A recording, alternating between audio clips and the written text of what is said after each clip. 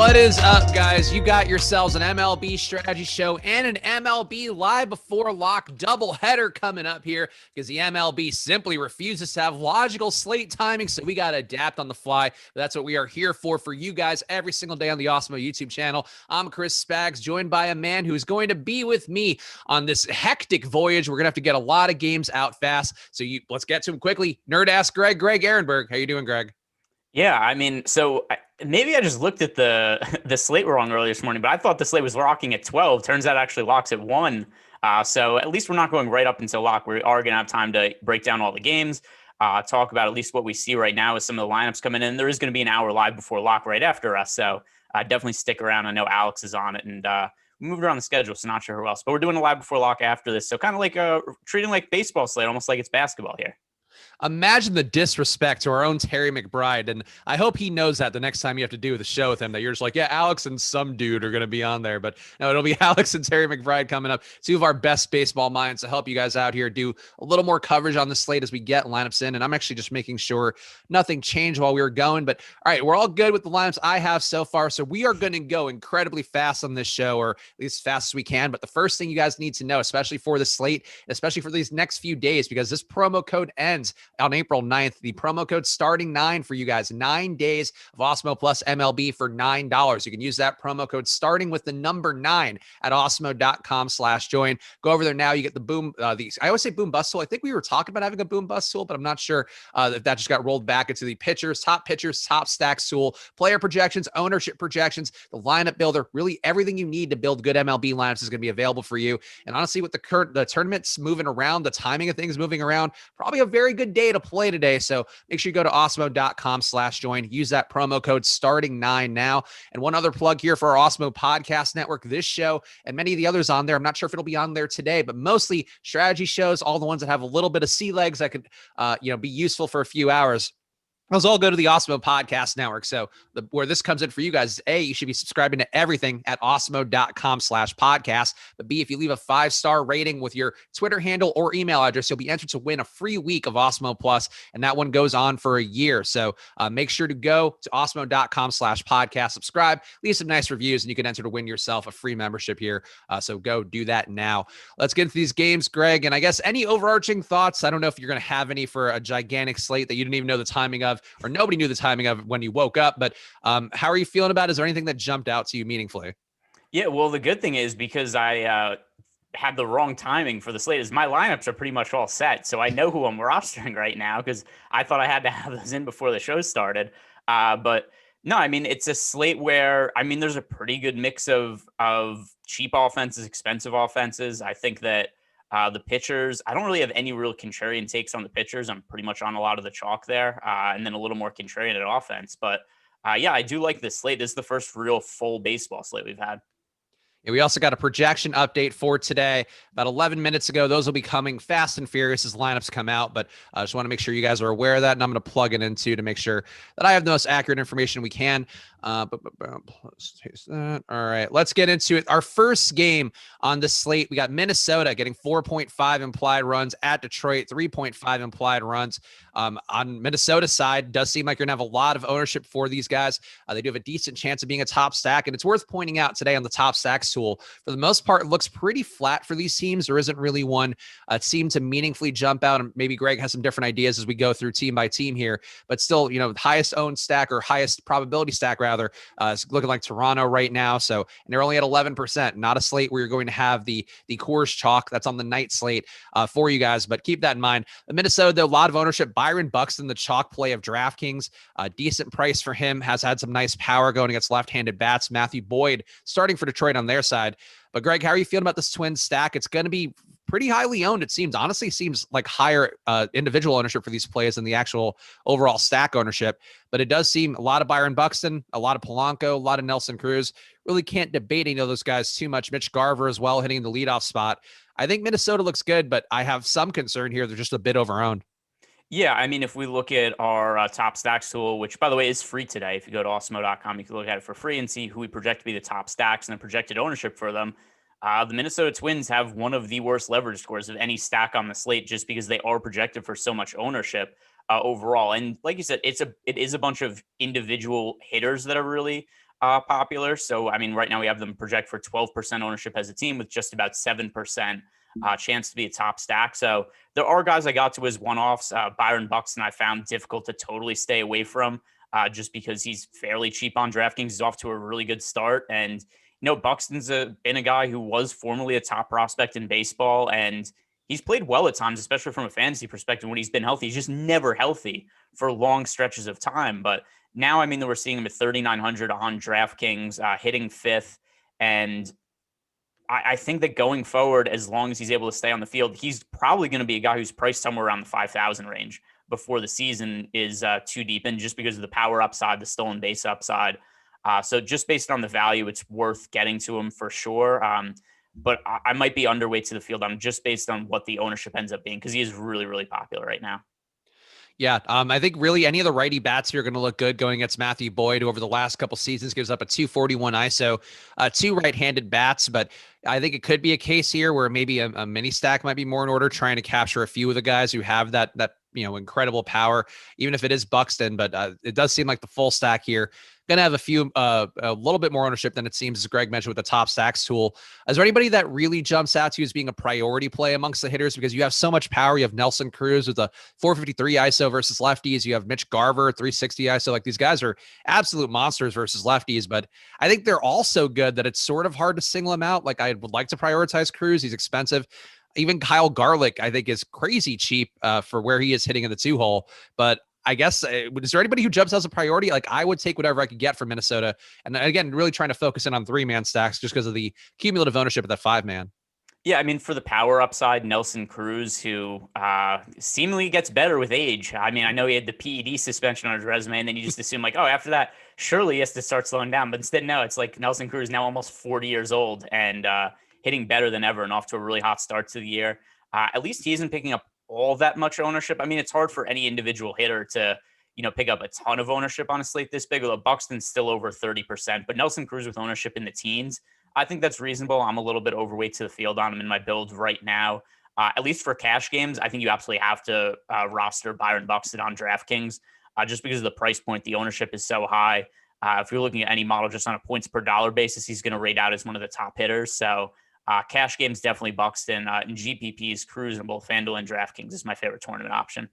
And one quick thing I think we can knock off here. Ken Singletary saying Buxton 1-21 with 7 Ks versus Boyd. We'll be fading him because of that. BVP, really one of the worst stats you can look at, because if anything, you can make a case that Byron Buxton is due to figure it out and have some better results. But Greg, do you want to give a quick BVP thought? Because I know something with a lot of newer players playing MLB or even playing it, over the last couple of years and finding that that's a good stat. That is one of the stats we actively say to avoid. So I just wonder if you have any quick elevator thoughts on the BVP numbers. Yeah, so there's two things here. First of all, Byron Buxton is much better now than he was when he first broke into the big leagues. And conversely, Matt Boyd is much worse now than he was a couple of years ago. So a lot of those matchups they had against each other was when Boyd was a better pitcher and Buxton was a worse hitter. Now we have Boyd is falling off as a pitcher. Yeah. He was terrible last year. And Byron Buxton looks like he's starting to come into his own and is going to be a fantasy superstar this year. So I don't think any data we looked at Byron Buxton from a few years ago is any relevant, and data we looked at it from Matthew Boyd from a few years ago isn't relevant to this point. So I could dive into it a little deeper, but in the interest of time, that's kind of the elevator thoughts on it, as you say. Any Matthew Boyd for you? I know we just mentioned that he looked bad, and really the numbers from last season are just awful. I mean, he was down to a 21% K rate last year, 5.2 xFIP. These are bad numbers. The swinging strike rate and chase rate both came down a little bit, though not as much as you might think given the poor results. But would you have any interest at all in going to Boyd today as a pitcher, trying to get some idea of leverage going against Minnesota? Not for me, just because there are ways to get leverage all the time in baseball by stacking against chalky pitchers or rostering pitchers against chalky offenses. But I don't think that's as necessary of a strategy on a slate that, has 10 games. There's so many options and the ownership's kind of spread thin as is. So I don't really feel the need to make something that of an extreme lineup decision for a slate like this. Our boy Terry in the YouTube chat saying BVP is worthless unless you're bringing me 1,000 plate appearances. Yeah, you're unlikely to get that much of a sample size here, even in the divisional matchup heavy MLB. But yeah, it's just not enough data out there. And I think for most people out there, are going to be more problems for you than not if you try to rely too much on BVP. Detroit side, you have Akil Badu, who I feel like will just pick up a little bit of ownership just because of people seeing the highlights from him recently. Been playing well, but and the numbers look good for 8 at bats against a righty. But I think besides that, not a lot to love here Detroit wise. I think Kenta Maeda on the other side would be more appealing. Going against a Detroit lineup with 5 strikeouts above, or 5 guys with strikeouts above league average. That to me is the only play I think is interesting relative to Detroit's hitting, is just taking Maeda. But do you feel any differently, Greg? Do you want any Detroit stacks?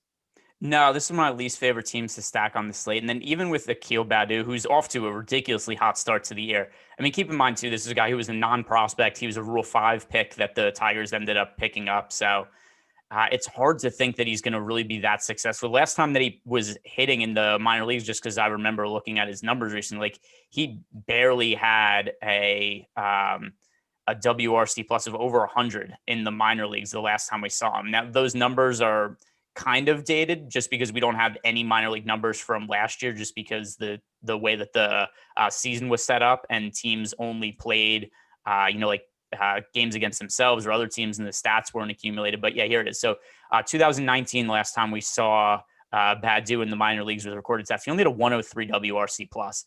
And if you look at the projections for him this year, Zips has him with a 64 WRC plus, Steamer 80 WRC plus. So I don't really buy too much into his start from this season.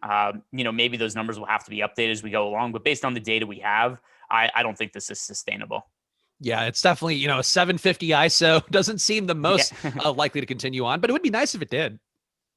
Yeah, I mean, if he becomes, Babe Ruth from becoming a Rule 5 pick, that would be an incredible story. And it's cool that his parents have been at all the games and they go crazy whenever he does anything. But unfortunately, I don't think this is going to continue. Are you interested in Maeda on the other side, by the way? Reasonable price for him on DK, at least, and a nice 20-point projection for him from Awesemo. I think he'd be a guy I imagine I would get a good amount of, though. It's not a strikeout-heavy lineup for Detroit, so I guess that's the one thing that gives you pause. But good park. Maeda stuff has been good. I feel like I don't mind him, and if I didn't get him, too, I don't think I'd be, absolutely crestfallen or anything. So I have 8 pitchers in my pitcher pool on DraftKings. I'll just read them off right now in order of how much exposure I have to them. Number 1, Shane Bieber, Trevor Bauer, Jack Flaherty, Hyun-Jin Ryu, Aaron Nola, Brandon Woodruff, Kenta Maeda, and then Blake Snell. So he's in my lineups in the teens in terms of exposure I have to him right now. It's a favorable matchup against the Tigers. They were one of the worst offense in baseball against right-handed pitching last year. They also had a fairly high strikeout rate. I'm a little concerned about how deep Maeda is going to work into games this year. So there's other pitchers I'm prioritizing, but he's in my player pool. And Kenneth now back in chat saying, I know BVP doesn't matter, but in a slate this big, no need to take a 30% owned guy in a GPP. I think that's a more fair point than worrying about BVP, but that should sort of be your logic then, as being like, hey, I don't want to play a 30% owned guy in a highly owned stack, rather than, hey, I'm going to not take this guy because of BVP. Just, I'd say don't try to justify it, take the actual thing that makes sense. Like, that argument's totally fine. Next game up, we got Kansas City getting 3.3 implied runs against Cleveland, 4.7 implied runs on their side. Shane Bieber, another marquee star here, going against Kansas City, 6 strikeouts in their lineup. And I think, there are a couple hitters who would give me some concern for Bieber, just because he does give up power from time to time. Salvador Perez has been like a really unbelievable power hitter, and not the biggest sample size over the last couple of years against righties, but still it does jump out. 294 ISO for him. Jorge Soler, certainly some danger, but I think you got to err on the side of Bieber here. The stack here only gets 3% chance of being a top stack on the day. They're not going to be owned, so I guess you could get some leverage. But Greg, are you with me here that probably not a lot of love for Kansas City and a lot more love for Shane Bieber? Yeah, to me, the real question here is if you are playing on single pitcher sites, or if you're in a DraftKings situation where you can only pay up for one pitcher, are you going to Bieber or Bauer? Like, to me, that's really what the debate is here. For me, I lean with Shane Bieber. His opening day start, he did give up home runs, which was a little out of the ordinary for him, but still he struck out 12 hitters in 6 innings. So overall, not too concerned. He still had a great DraftKings outing in his opening day start, just because of all the strikeouts. Also, much easier matchup for Bieber than Trevor Bauer does. And I mean, the real reason I'm talking about Trevor Bauer here in relation to Bieber is because they're the 2 most expensive pitchers on the slate. They're the 2 most popular pitchers on the slate. And I just think that's a decision a lot of people are going to be making. For me, they are my 2 most rostered pitchers, but I have more exposure to Bieber. Yeah, I think that's fair. On the Cleveland side, 4.7 implied runs for them going against Jakob Junis. Not a fantastic home run park, but still, Junis gives up so much power. 207 ISO to righties, 191 ISO to lefties. Was really bad last year with an 18% K rate and a 325 batting average, though didn't face a lot of batters. This is going to be the case with a good amount of pitchers we're going to talk about over the next few weeks at least. But I feel like Cleveland stack, to me, not terrible, though they are a bit more owned than their chance of being a top stack, according to the top stacks tool that, of course, you can get yourself at awesemo.com/join with that starting 9 promo code of 9 days for $9 of Awesemo plus MLB. I don't hate Cleveland, though. I feel like they're not terribly highly owned. I think they feel to me more like a mini stack than a full stack, just because I really probably only want Jose Ramirez, Eddie Rosario, Franmil Reyes. I think the middle of the order looks the best. But do you feel any stronger here about Cleveland, or I guess about Jakob Junis, who hasn't shown much but is cheap, I guess, and has that going for him? So the one issue I have here with the Indians that made it difficult for me to stack them is their core bats are so expensive. So I mean, Jose Ramirez is really expensive on FanDuel, 5,700 then on DraftKings. So the guy that I actually like the most as a one-off is Ben Gamel, who's leading off cheap on both FanDuel and DraftKings. So I like where he is in the lineup. I agree it's a really good spot against Jake Junis, but there are a bunch of really expensive pitchers I like on the slate, and to realistically be able to roster them and also stack the Indians, like, yeah, for sure. The Indians, if you're just taking their average salary, they're not overly expensive, but they only have one really elite hitter, and he's super expensive. So I look at the price point on Jose Ramirez, and that just made it hard for me to stack the Indians unless I'm going to stack them and not include Jose Ramirez, which isn't really something I want to do either. So I have a couple of Indian stacks, but I'm pretty underweight to the field on them. It maybe be more a spot where if you get a one-off, it's not the worst thing, just given that Junis is pretty bad against both sides of the plate. But I think it's a fair point. Ramirez, that price, when you were talking, I was like, oh yeah, he is incredibly expensive, and he does deserve it, and did keyed up at times, over the last couple of years. But that is a steep price point you were paying on a big slate for Jose Ramirez.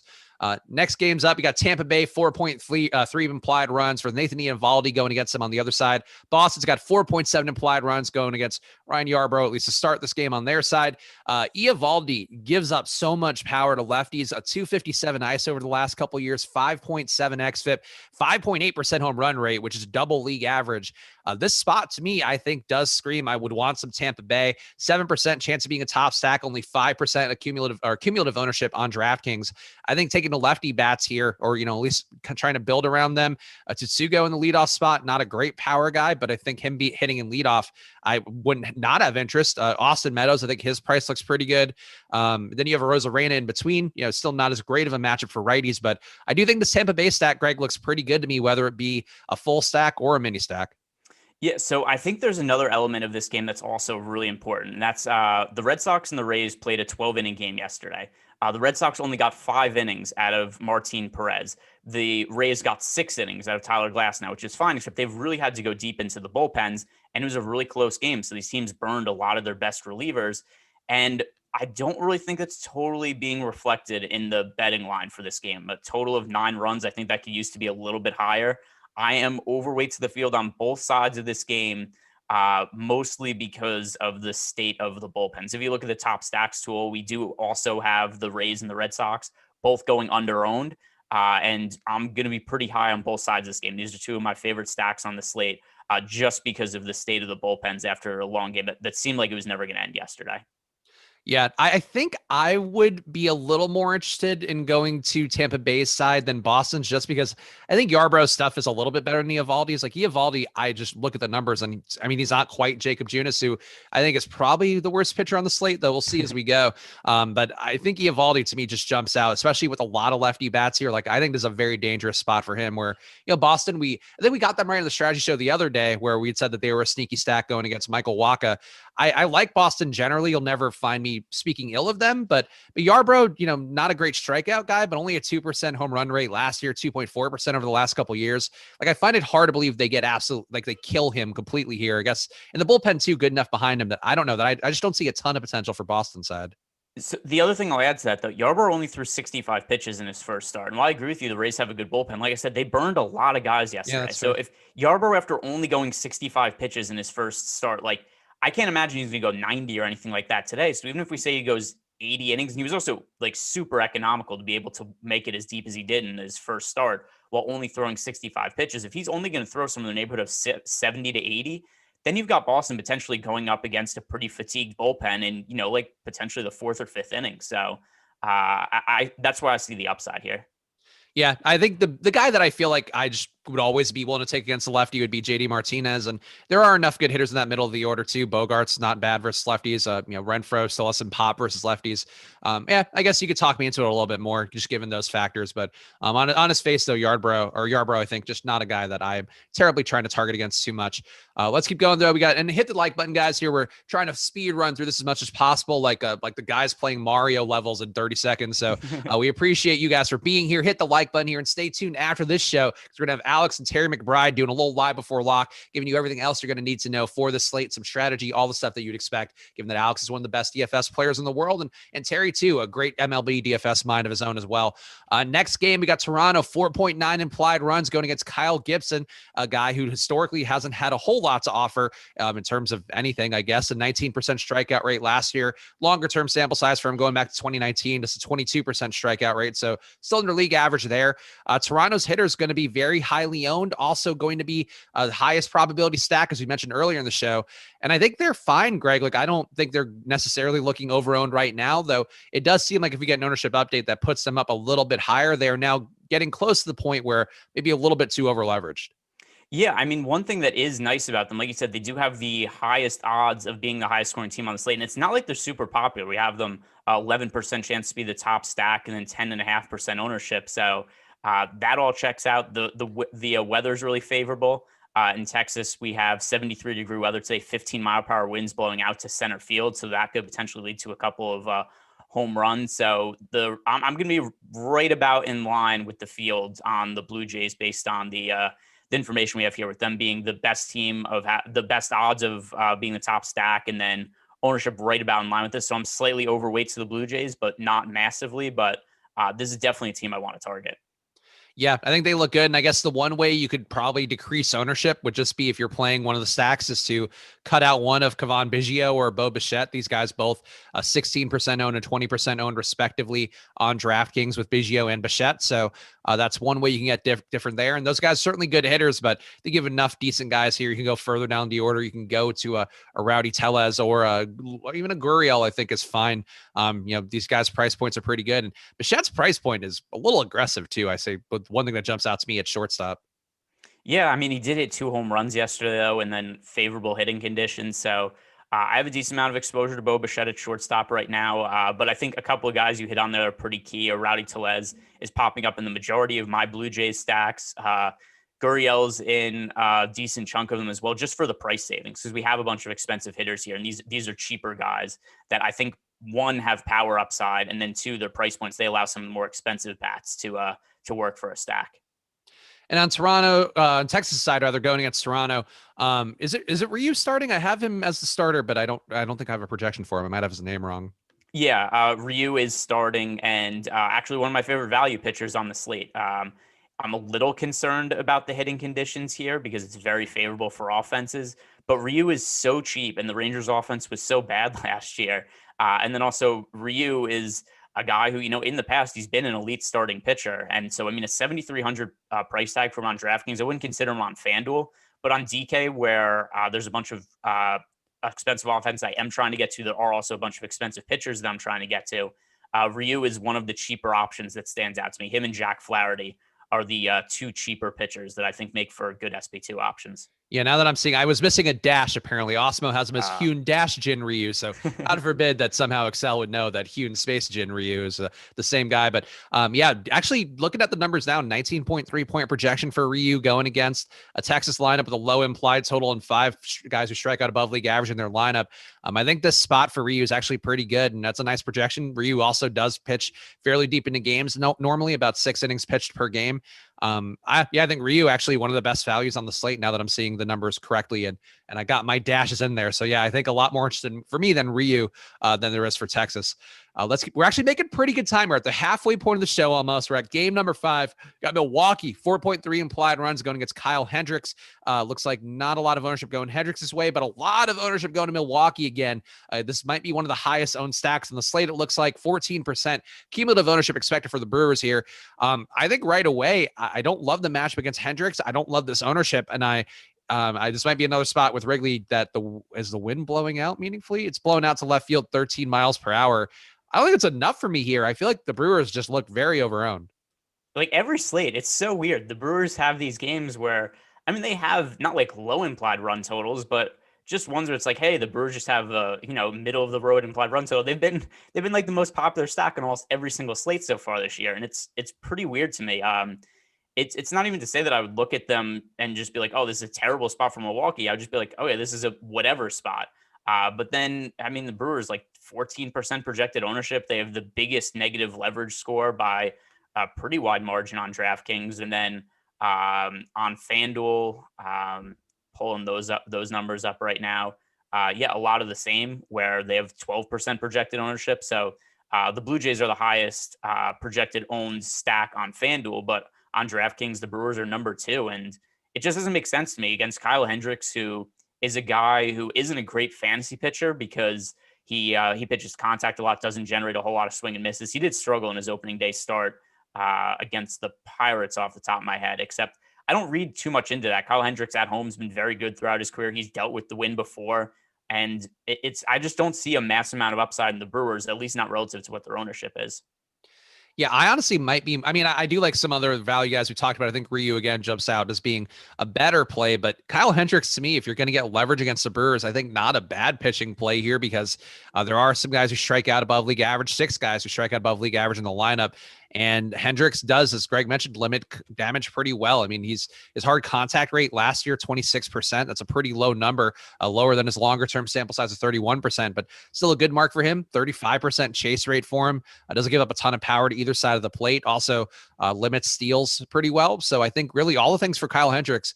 I guess one bad start that Greg mentioned aside up top. I think that Hendricks is the better play than the Brewer stack. And accounting for the ownership, I don't know that he's got a high fantasy upside, but that's a play I wouldn't mind getting a little bit of, given the fact that Kyle Hendricks is going to be 1% owned, it looks like.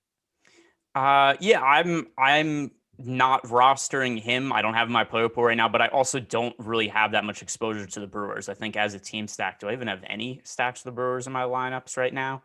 If I do, it's a very small amount and significantly underweight to the field. I have one Brewer stack right now across 150 lineups on DraftKings. Wow. So, I mean, I'm just massively underweight to the field on the Brewers. But that doesn't really make me want to get to Hendricks either, because I don't think we need to go to that amount of length to get leverage on a slate where there's 10 games and there's so many better options. I just don't think it's likely that Hendricks ends up being a top scoring pitcher. No, okay, that's fair. I think I just see a little more upside for him than usual in this spot, and then you pair it with a high-owned team. I don't mind taking pitchers like that, but I think, with the projection being what it is, probably not a guy you're going to get a lot of naturally unless you are deliberately trying to go against a large portion of the field. But to me, this is a spot, if you are going to go against a large portion of the field, 25% looks like 25% owned guys, rather. That's one way to definitely pivot off of others' failures if the Brewers stack doesn't go off today, which Awesemo's top stack tool does seem to indicate pretty decently here that there's a good chance of failure, or at least a good chance of them being overowned relative to their chances of success. On the Cubs side, 4.7 implied runs going against Brandon Woodruff. The Cubs not going to be terribly highly owned and still going to be a little bit higher owned than their chance of being a top stack. I don't mind these guys for the most part, but Woodruff, really a solid pitcher who doesn't tend to give up a ton of production, a 1.04 whip going back to last year, 1.1 whip going back to 2019. I feel like these numbers for Woodruff solid. I think Woodruff to me looks like a better play than the Cubs stack does by a pretty decent margin, especially at 7,200 on DK. How are you feeling about Woodruff here? Or I guess, do you prefer the Cubs stack? No, it's a situation I feel pretty similar with that I did with Brewer stacks. I feel like the wind is getting a little bit overrated at Wrigley. They redesigned the stadium last year to somewhat mitigate the effects of the wind, and it's not like it's a crazy amount of wind. It's 13 miles per hour. It's slightly favorable to the offenses, but not enough to warrant what the ownership is. So Brandon Woodruff is actually a really good strikeout pitcher. I have some exposure to him. He's not one of my highest owned pitchers, but he's in the mix for me. I have him behind Bieber, Bauer, Flaherty, Ryu, and Nola, but then I have Woodruff. So he is my 6th highest owned starting pitcher right now. So just because of the strikeout upside against a Cubs team that kind of tore themselves apart a little bit in the offseason, I'm higher on the Woodruff side than the Cubs side for sure. All right. Yeah, I think it's reasonable. Woodruff, just a guy at 7,200. I don't mind taking the flyer on with a pretty good projection from Awesemo, but but I'm with you on the Cubs. I agree. Like I'm a little baffled by the totals recently, and I think the performance necessarily hasn't been there too much. And the Brewers certainly failed in a similar situation when we talked about them the other day. It doesn't mean it's going to happen again today, but I think there are some more bad signs against this game than there are good. We're going to keep going here, and guys, smash the like button here. Helps us out a bunch as we're trying to get in our flow with these early strategy shows. And again, stay tuned after this show because we've got a live before lock coming up immediately after us with Alex and Terry. Of course, Alex Awesemo is the guy who you've seen passing you up in many MLB tournaments. He will be here providing you wisdom coming up in just a little bit. The next game up, we got the Dodgers, 4.7 implied runs going against Jesus Luzardo on their side. The Dodgers playing in a tough park, still a decent run total. Don't mind the Dodgers, and actually they do seem to be pretty underowned. So this could be a good Dodgers spot, Greg, and I feel like this is going to be one of your higher owned teams. Yeah, I mean, I've been on the Dodgers pretty much every slate so far this year because every day we look at the projected ownership for them. It's like, oh, the Dodgers are project for 2% ownership, 3% ownership. And then every day they have, like 8, 10, 11% odds to be the top scoring stack on the slate. So right now we have them with the 4th best odds to be the highest scoring team of the day. And yet their ownership, they are one of the lowest owned teams on the slate yet again. And to an extent, I understand why this is the case, right? Because there have been a bunch of slates where we've had expensive starting pitchers. The Dodgers themselves are very expensive. But we talk about it like this is a good spot where you pay up to go contrarian because there's so much upside in the Dodgers. Like this is the team I think I've had the most success with this year. Like it's hard to really pinpoint like what your best ROI is a week into a baseball season, but I feel like it's been stacking the Dodgers so far. And there are a bunch of cheaper starting pitching options that I do like today, even though Bieber and Bauer are my priorities.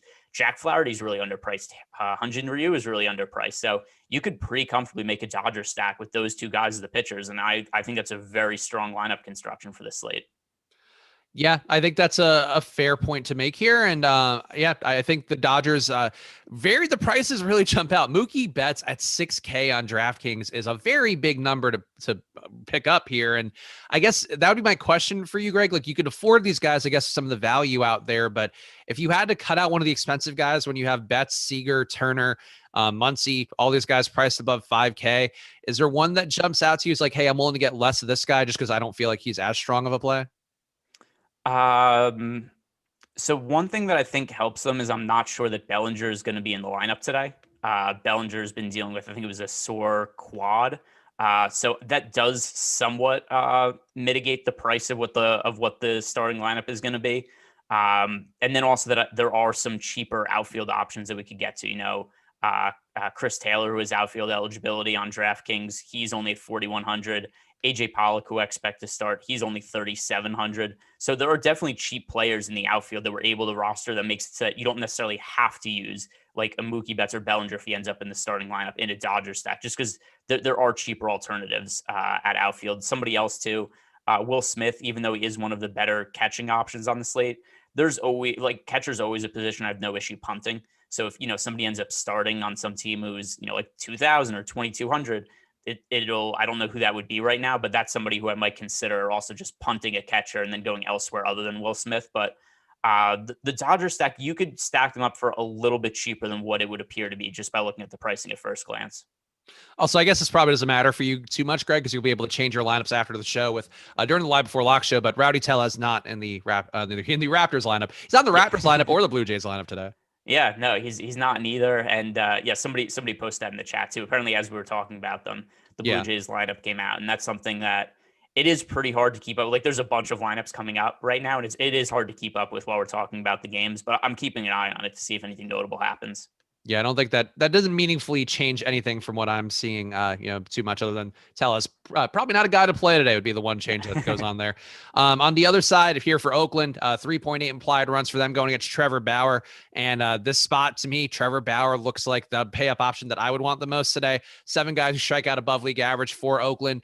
Not a lot of power here that would worry me. In the park too, I think going to help out Bauer quite a bit compared to some of the other parks that I'll be playing at this year. I think Oakland has still good power here for the top guys, really the top 5, top 6 out of 7 guys, including Sean Murphy, going to be above a 215 ISO. So that does give you some cause for concern, I guess. But the park, Bauer stuff being so good over the last year and change, and even the longer term sample size still being good. And he was doing that with playing in Cincinnati. So, there's a lot of reasons I think to think Bauer's going to have even better days coming up. But Bauer, to me, Greg, I think the play you want here, Oakland, certainly, I guess, a leverage play if you really wanted to get there, but I'd rather just have Bauer and I guess wherever I could afford him. Yeah, so like Bauer's 1B to me today. I have slightly more exposure to Shane Bieber, but I really love both of them as starting pitching options. I'm going to be overweight to both of them, so both high priority plays for me. If you're playing cash games on DraftKings, if you can, I think paying up for Bieber and Bauer, if you can make that lineup construction work, if there's enough cheap hitters that end up in good value spots that come out, I think that's a really good way to build a high floor lineup. But yeah, I mean, Bauer, really terrific play. I actually do have a couple of Oakland stacks just because I do worry a little bit about Bauer potentially being home run prone this year. Last start where he went up against the Rockies, he was pitching a no-hitter going into the 7th inning, and then he gave up a couple of home runs there.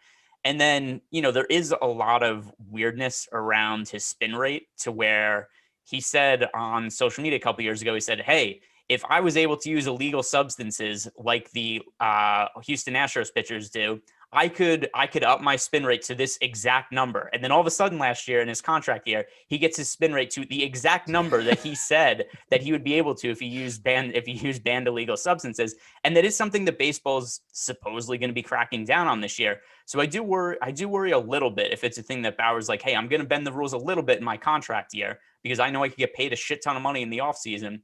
And if he's a little bit worse this year and his breaking stuff isn't quite as effective, and I don't know this is going to be the case, but I think it's a possibility. Like, I don't mind getting a couple of stacks as leverage against him. I don't have much, but I have 4 Oakland stacks right now, which is still going to have me overweight to the field on them.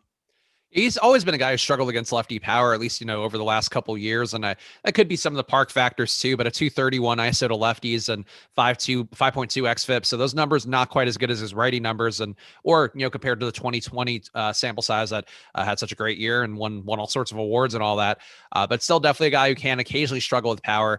I guess I'm more inclined to believe in the positives here, but I think that's a fair point to bring up. And any sort of regression here could make it a little bit tougher to pay off that price point. But I think the park here, like if he could go 7 innings at Coors and have a good run, I feel like playing in Oakland going to be a better spot too. But and by the way, Bauer's my second highest owned pitcher on the slate, and I'm overweight to him. You're just making a point. I got you. Yeah, I just also happen to have like 3% A's stacks, which is more than the field has. All right, let's go to the next game up. We got the Mets getting 3.6 implied runs against Aaron Nola. Another pay-up option, a little bit less spending than some of the other guys, the Biebers and the Bauers of the world. Philadelphia, 4.4 implied runs on their side going against David Peterson.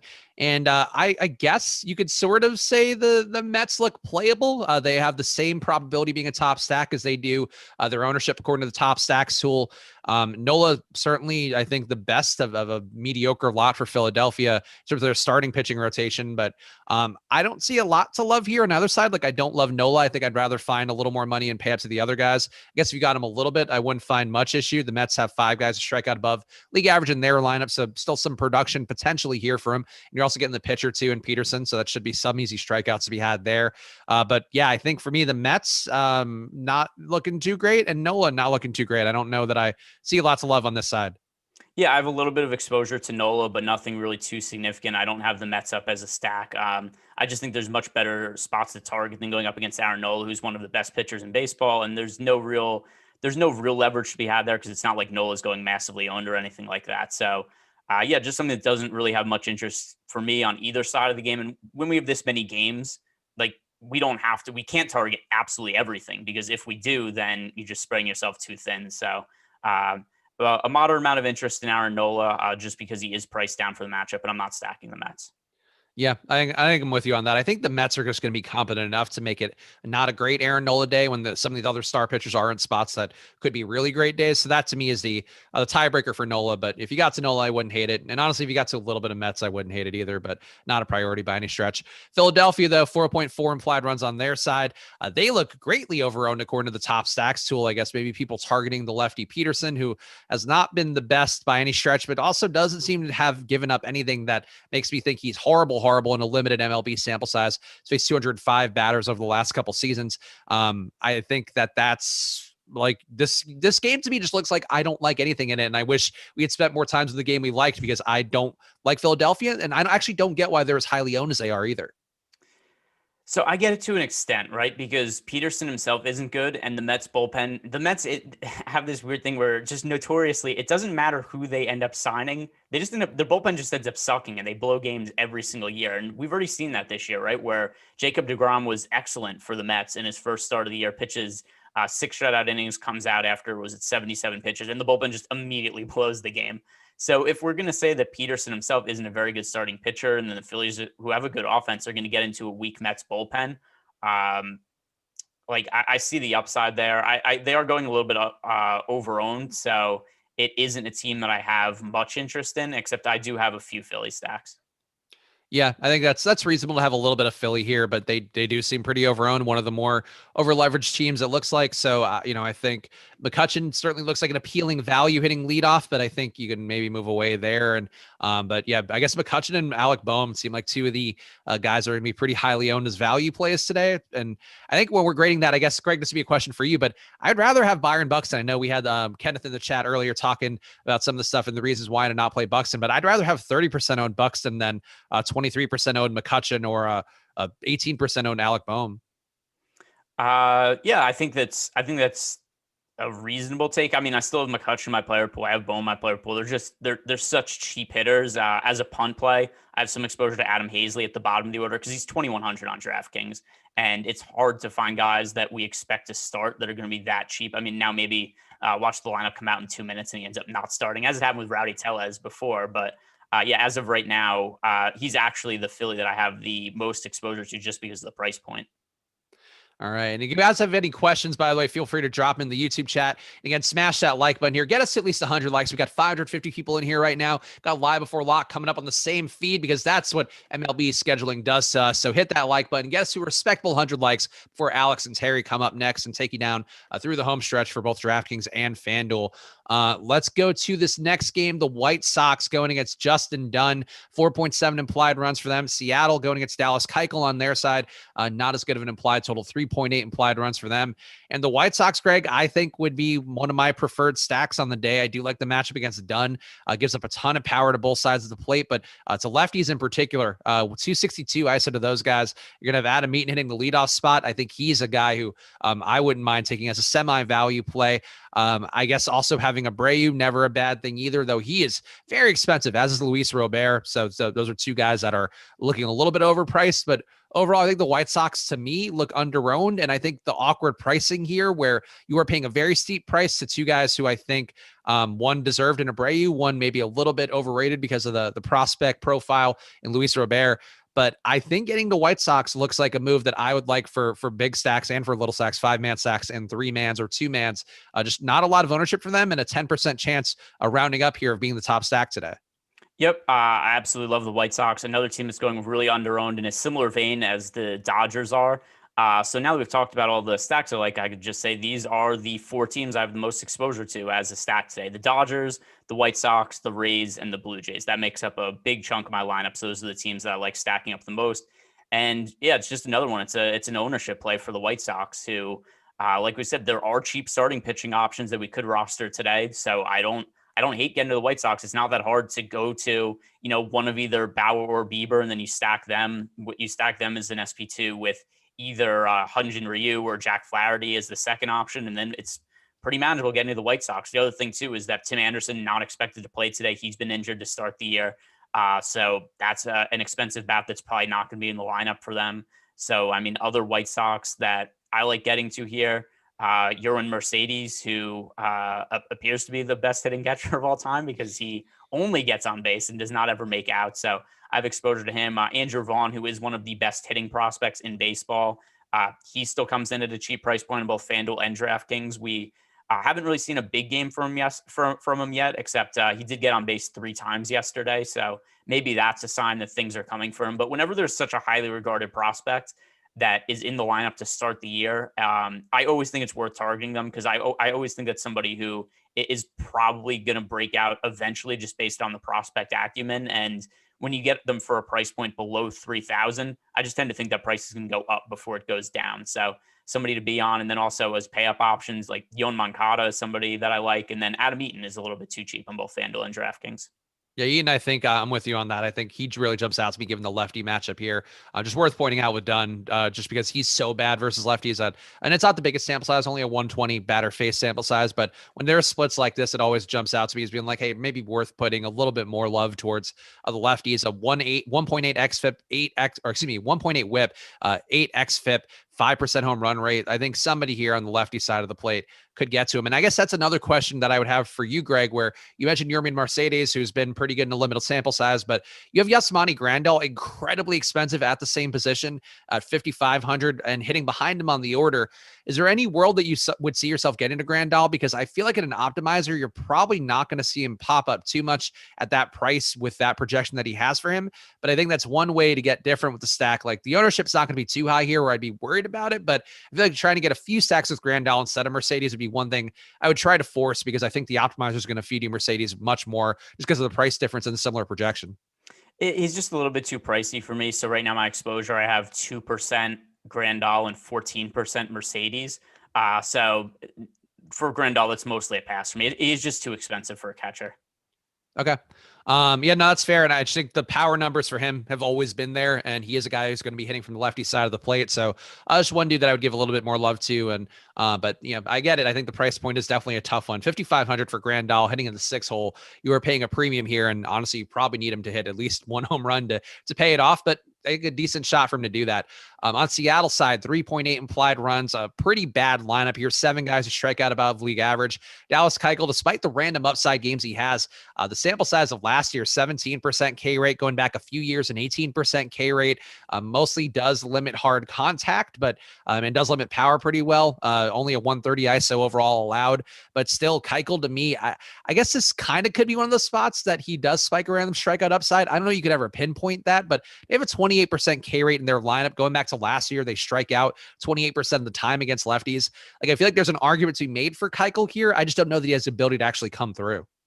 Yeah, so even when Keuchel was like Cy Young caliber pitcher and was one of the better pitchers in baseball, he was still a guy who was a pretty heavy ground ball pitcher. Like, he was never a guy that was racking up a ton of strikeouts and just dominating games from a DFS perspective. I remember him being really frustrating on DraftKings a few years ago because there were days where he would be chalk and it'd be like, all right, is he going to get the complete game shutout here? Because that's really what he would need to be like an upside pitcher. And it would make such a big difference in his box scores because he would rarely strike a lot of guys out.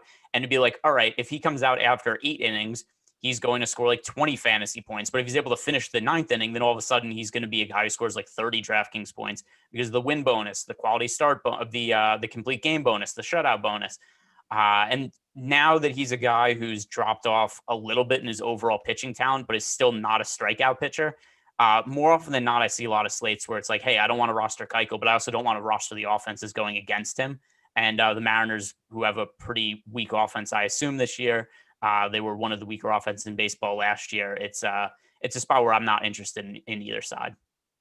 Yeah, I think that's reasonable. And yeah, I feel like you could force a little bit of Keuchel in just because the price point works. And it wouldn't shock me if I got a little bit just because of the 7,400 on DK, but projection not that great for him. And I do think you're sort of trying to find a way that Keuchel can get there. He really hasn't shown the ability to have the strikeout days, but sometimes he does. So I don't know. I just feel like I wouldn't mind taking a flyer, but definitely not a priority play. by any stretch at all. 10 minutes left before the Live Before Lock guys come on. So again, help us out. Hit that like button now. Really something you should do for any of the shows here on this channel or anywhere really you're watching on YouTube. Helps out all the creators who you enjoy the content of, helps it get seen by more people. So smash that like button, guys. Get us to a respectable 100. I feel like I'm not asking for much here, but please help us out. I'm going to panhandling for likes. Help me, please, sir. I want some more likes. That's what I'm going to say in my poorest version of a Charles Dickens book. Let's keep going through here. San Francisco, 3.3 implied runs going against Blake Snell. Blake Snell, another pay up option today who projects pretty well, but going against a Giants lineup with only one guy who strikes out above league average, a lot of guys who extend at bats. I think the spot for Blake Snell, like, I don't know that he gets blown up. I don't think he's a bad play. He's going to be 30% owned on DK. I would rather go to any other pay up options. I'd rather go down to Aaron Nola, who's a little bit cheaper. I think Snell's a great pitcher. I have enjoyed playing him in the past, but Greg, for me today in this spot, I know it's a safe spot for the most part, going into San Diego, but I feel like, playing in San Diego, but going against San Francisco in San Diego, especially, but I just don't think he's going to get the strikeouts. I feel like he can have a good game here, not give up production, but just not get a ton of strikeouts. And that's the one thing you really need if you're paying up for a pitcher on any sort of site.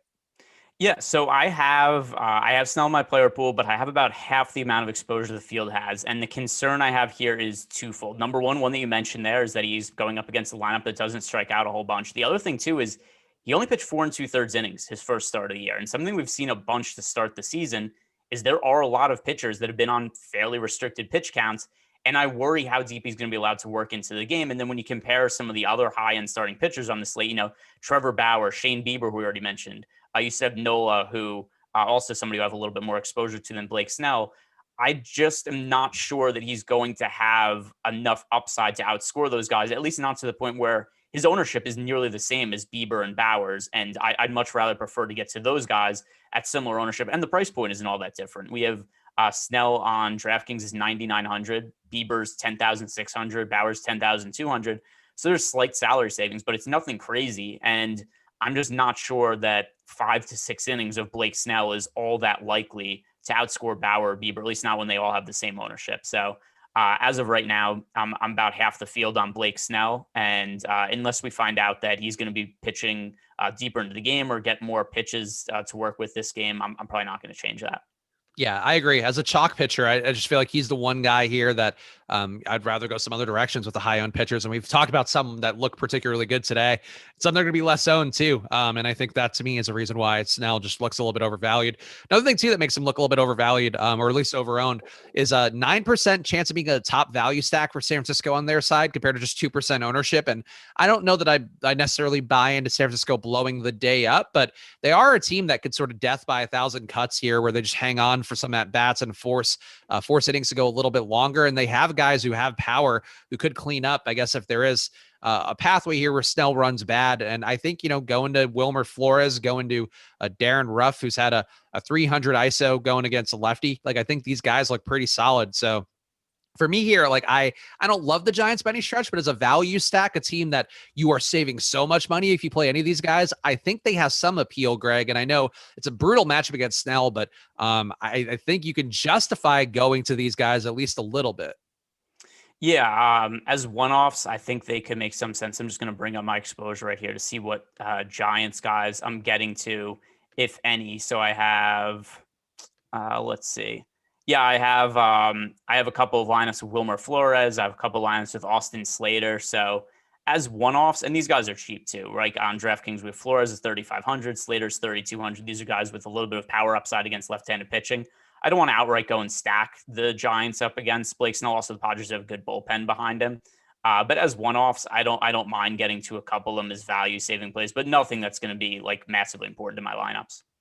Yeah, I think that's reasonable. I wouldn't mind mini stacking him up just because I do think there's some possibility here that Blake Snell just runs bad and just has one of those days that he does have. He's a guy who's given up power. He's got a 4.5% home run rate going back to last year, even though he's been a massive strikeout guy, still does occasionally struggle with power. And it wouldn't shock me here if a couple guys got to him. So I don't mind mini stacking, but one-offs definitely seem like the safer play here if you are trying to open up some salary. And Darren Ruff, 2,400, not the biggest sample size for him against lefties, only 70 at bats, but he's been pretty good and he's so cheap that I think he would pop up for me a little bit more. San Diego on their side, no Fernando Tatis. He's going to be out for a while, which is a bit of a downer for a Padres team that certainly has some championship aspirations this year. But they're going against Kevin Gausman, who has been fine. It was actually a lot better last year in a way that I would think will regress back to the mean a little bit more, but still Gausman definitely a 32% K rate, going to do a lot of positive things for him if he can keep that up this year. A 1.1 whip as well. But this is a spot where, Greg, I don't know that I like much of the Padres, them not having Tatis, even though Tatis is so expensive. I don't want to pay $5,600 for Manny Machado or $5,300 for Hosmer or Myers on DraftKings. I think these guys look pretty overpriced to me. And especially without Tatis in there, just providing a little more insulation, a little more, I don't know, just having somebody on base more often than not, or a guy who can bring these guys home. I don't really love the Padres at all here, but I also don't love Gausman, who I think is fine, but I just feel like could have a much worse days than he had last season. Did you play KBO DFS, by the way? Did you get in on that last year? That was one that the timing was impossible here. It wasn't even a consideration. So anyway, I have, I guess, a little hangover of KBO bias, but I have been rostering Ha-Sung Kim when he starts. And I mean, he was one of the best hitters in the KBO, and he was a DFS stud. And there is just a part of me who, when I see him at sub 3K on FanDuel and DraftKings, I'm like, this guy should be priced at 6,000 based on what I remember of him. But I mean, still, he's a guy with a little bit of power upside, some speed upside. We've seen him make 2 starts this year, and he picked up hits in both of them. His first start of the year against the Diamondbacks, he went 2 for 4. Then last game, starting in place of Fernando Tatis, he went 1 for 2 and also drew a walk. So I do think there's a little bit of upside here from fantasy potential, just based on we did see him be a really strong fantasy producer in Korea, and he's had a little bit of success from what we've seen of him so far when he's gotten to play in the U.S. So Ha-Sung Kim, I think, is a really cheap value option that makes sense on both sites. And then Jake Cronenworth, I think, is a little bit underpriced. So somebody else who I'm going to get to, who I expect is going to continue to hit at the top of the order until Trent Grisham gets back. So those are the 2 guys I have the most interest in from the Padres. Also, we got one more game to hit on here, but is the Baltimore and Yankees game not part of the night slate? Because I answered that question in chat, assuming that it was, because I know it wasn't on the main slate. But what games are on the night slate today? There's only 2 games on the. So it is. Yeah, Baltimore and Yankees is on the night slate, along with the Coors game on DK, and then on FanDuel. So there's a slate that's called the afternoon slate that does not have the Yankee game. That's what's kind of confusing, is there's an afternoon slate, and I guess, I don't know, is 4 p.m. Eastern, is 4 p.m. the afternoon? I mean, technically anything afternoon is the afternoon, but I mean, I consider that to be an evening slate, right?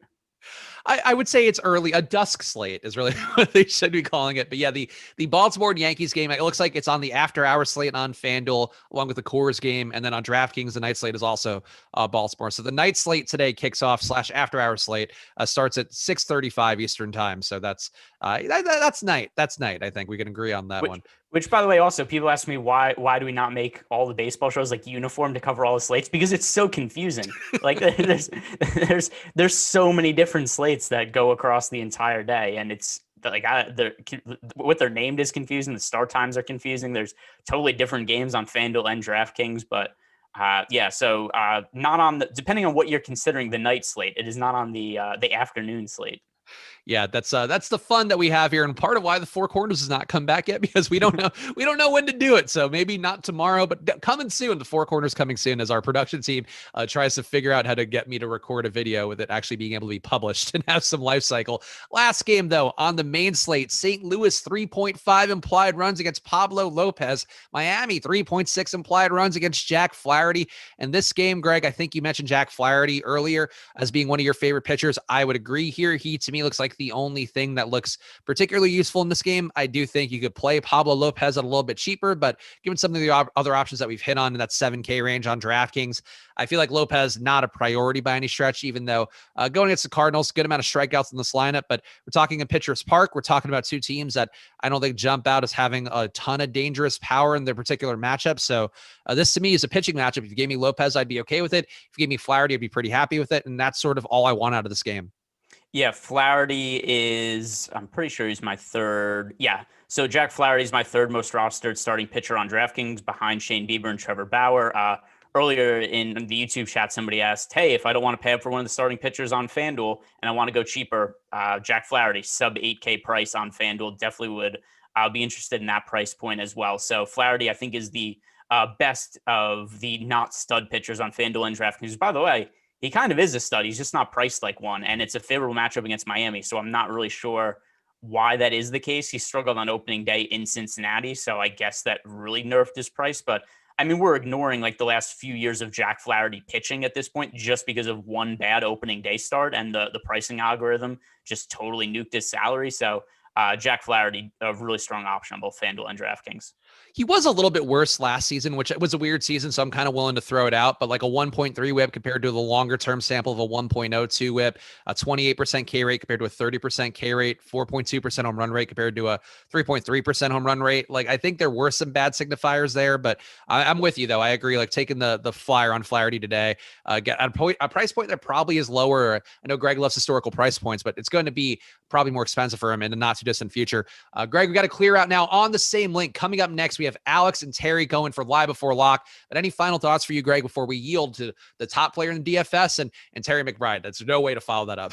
No. I'm sure that I'm sure people would rather listen to Alex than whatever takes that I would have after rambling on for an hour. So I believe our time has come.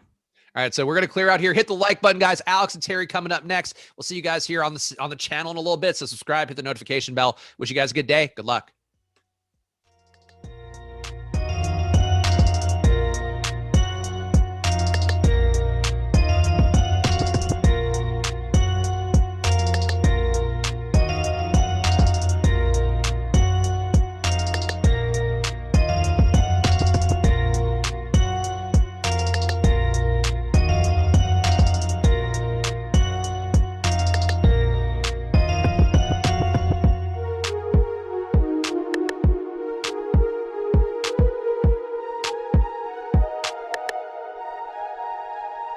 Dude we found hanging out. And Josh's dad, who just got the job through nepotism. All right, guys, have a good show. Later, guys. See you, bud. That's fine. There he is. What's up, guys? What's going on? Fun little surprise shakeup this morning. This is sick, man. We gotta sweat DFS all day here. It's gonna be fun. I missed these. You gotta love. Okay. Gotta love FanDuel breaking out that little 4-gamer in the afternoon, but not putting the 6 o'clock Yankee game in it. Like, all 4 games that are on that slate are in their main slate too. It's so weird. They make the worst decision. Dude, if the fantasy sites could play DFS, I think everything would look a little different. Yeah. Probably right.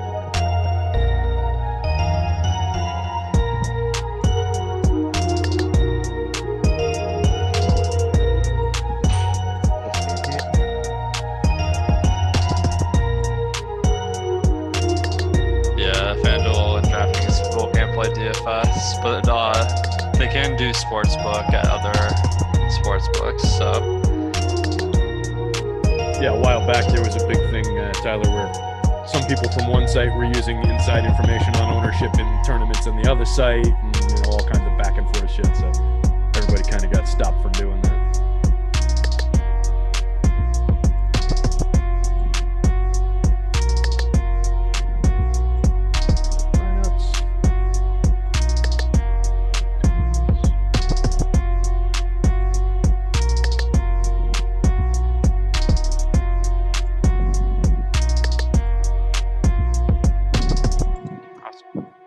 Good to me.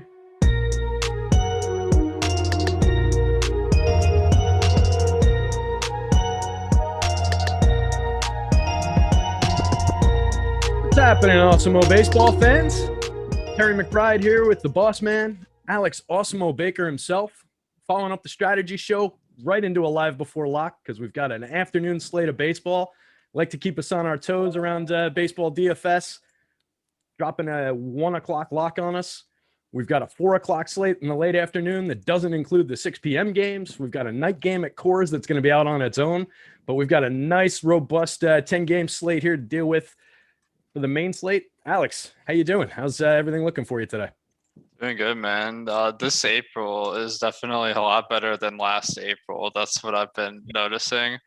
It's funny, man. I was remembering the other day, it's like you're sending me these KBO like batting orders every day, like grinding all these KBO slates. I think I tried the first one and it locked at like midnight. But then the next like one started at like 4:30 a.m. The guys at the company were waking up in the middle of their sleep to like play it. Did you grind a lot of those?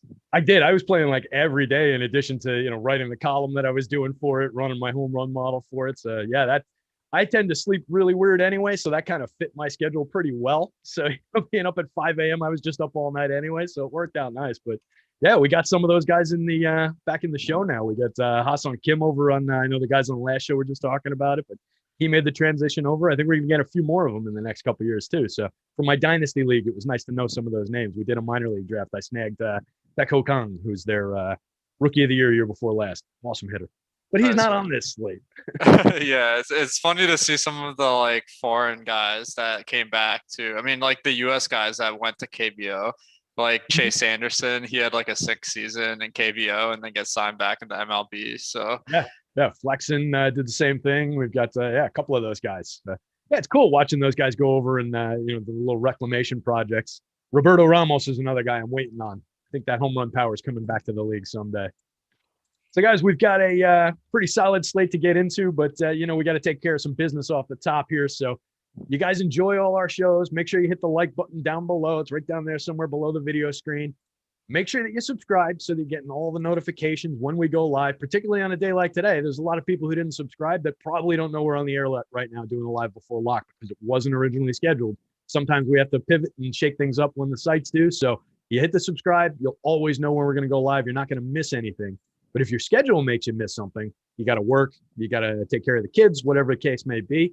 You can find all of our shows on your favorite podcast network, whether everything except for Live Before Locks, I should say. So most of our shows, all of our evergreen shows sit on your favorite podcast network. And we're doing a little contest. We're trying to get a little bit bigger. We need your help. We need you guys to go in there, give us a 5-star review. It's going to be worth it. I promise you. You're going to get like the content of 5 stars anyway, but give it a 5-star review. Leave your Twitter or your email on there. And what we're going to do is every Friday, we're going in and we're going to have a little contest where we're going to raffle off a free week of Awesemo Plus Platinum.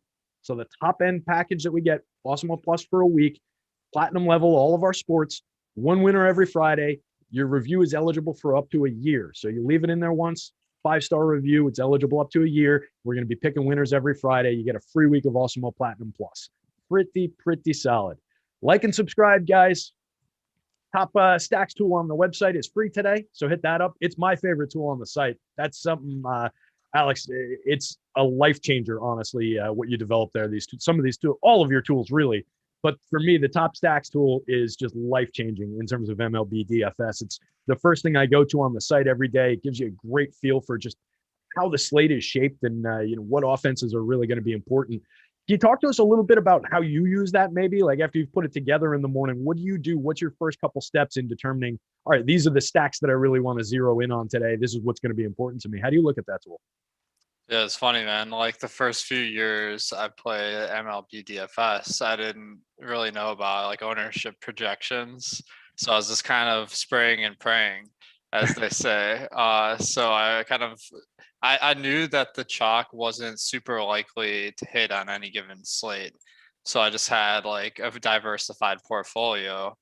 But then when I met the co-founder of the site, Tom Kennedy, he really innovated the ownership projections, and that opened up a whole new door in MLB DFS because for my process, I was able to eliminate some of those lineups that might be too chalky. And what I found is, especially Coors slates are known for this, where Sahil Sud was jamming Coors stacks every single day, and like the number of people who had Coors was just insane. So just eliminating some of those really chalky lineups from the portfolio, where even if you score a lot of points, there's likely to be someone that outscores you. That really helps. So with the top stacks tool, what I'm looking for is I need a stack that has a pretty good chance of success, which is the top stack percentage.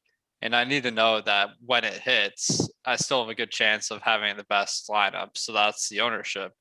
So it's that combination of factors that I'm really looking for, where the top stack percentage is high and the ownership is reasonable. Yep, and that's borne out as you guys are looking at it probably right now while we're talking about it. Free tool today on the site, so everybody can get to it there. That's really borne out. We've got the top stack percentage, of course, which is your probability of being the top stack.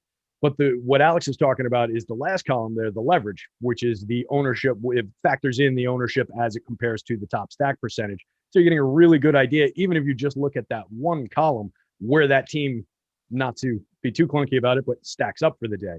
So that's really, it's my favorite tool on the site. Like I said, just going to that thing early in the morning and taking a look at it today, since it is free, just going down, you can really determine exactly where the big offense is. So we've got Toronto up top today. We've got the White Sox, of course. The Dodgers are popping.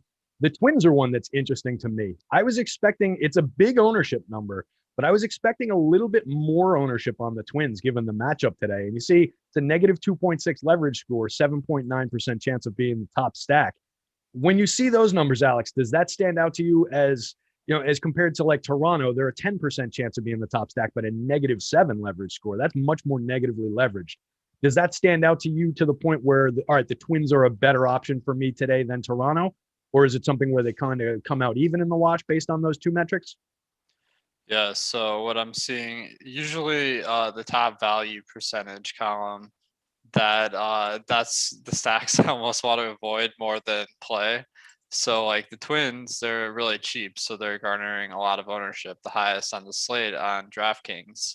But their chance of being the top stack is about half of that. So your odds of hitting with that lineup really isn't that good. So I would much prefer Toronto, where they have a higher team total, playing in Global Life versus Kyle Gibson, who's kind of a little bit above average pitcher. They have the highest the highest team total on the slate at 5.4. That's making them the top stack, especially factoring in that they're away team, which gives you that extra half inning. So Toronto, I think, is a really good option with the park conditions. They might not be my favorite absolute stack on the slate, but they're definitely going to be in my mix. Makes sense. And we'll be on the same page quite literally from now on when I ask those questions, because I just flipped over to DK for that top stacks. I asked it looking at the FanDuel board where those teams are flip-flopped the other way around in terms of ownership. So so that's why I was completely wrong about what I said. But that was a polite way to correct what I said there. And yeah, on DK, that totally makes sense. So little different looks, site to site. We get that sometimes. And we've got, that Twins lineup to me really pops in terms of the home run marks. So when I saw them on the FanDuel side of things as compared to the Toronto stack, they kind of stood out to me. But yeah, on DK, definitely the other way around for me. Overall, just in terms of the stack board and looking at some of these top ranked stacks that are maybe a little less popular than, let's say, the Blue Jays, the Twins, and maybe the Brewers, who are all dragging a lot of ownership. Which of the less popular high-end stacks are really popping out for you? Is that something that you tend to judge by leverage/value? Is that something you're just looking at the top stack percentage? How are you coming to that decision?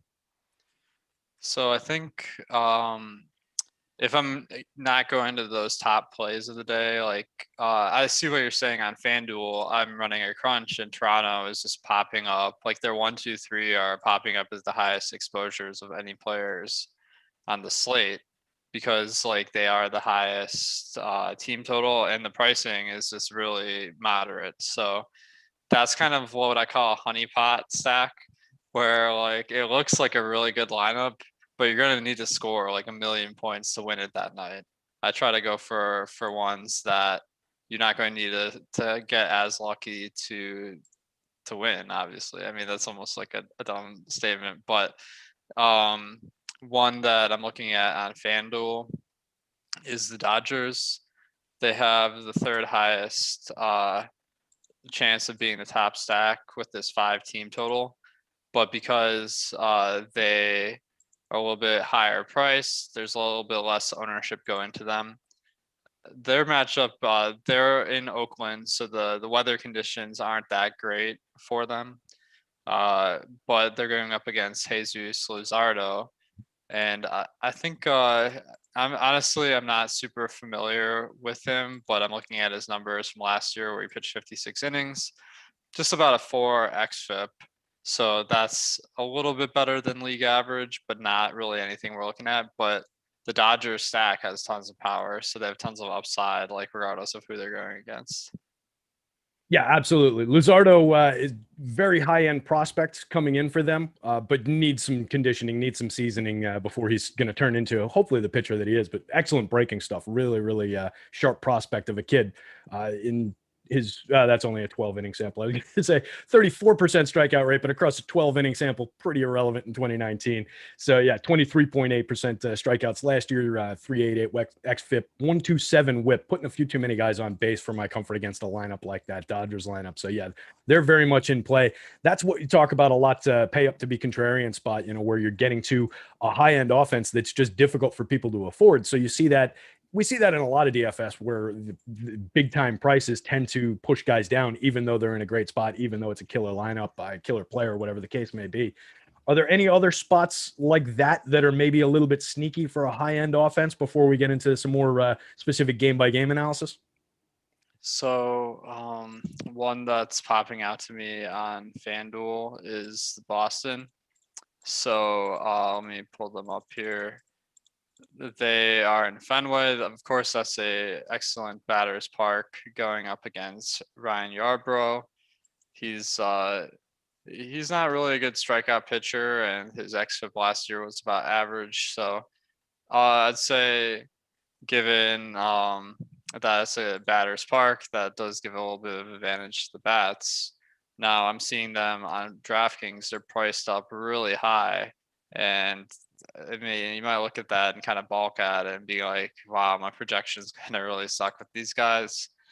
So I'm on DraftKings. It's like, I think there's potential there, but I think I can do a little bit better, get a stack that's a little bit better value. But on FanDuel, everyone's priced a little down. So I think that Boston is standing out as a pretty good option. Yeah, it was unexpected. I hadn't noticed the pricing before I ran a crunch, and they came up with my projections as my highest exposed team, and then with your projections about looks like about fourth.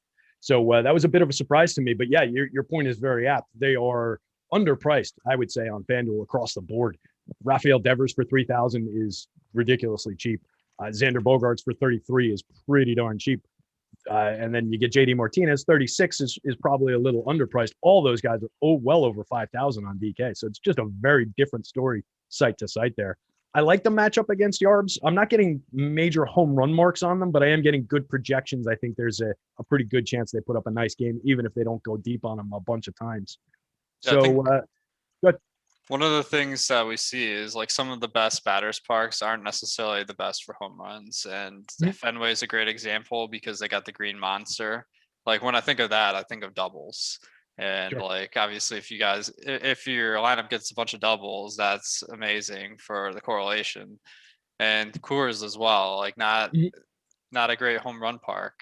People will kind of have a misinterpretation of that because they pushed out the walls a few years ago, and what that does, it creates like a much wider range for the outfielders to have to cover, so there's a lot more hits but not as many home runs. So it's an awesome hitter's park, but it just isn't the best for home runs. Yeah, monster ballpark out there in Colorado, and just there's doubles and triples all over the place.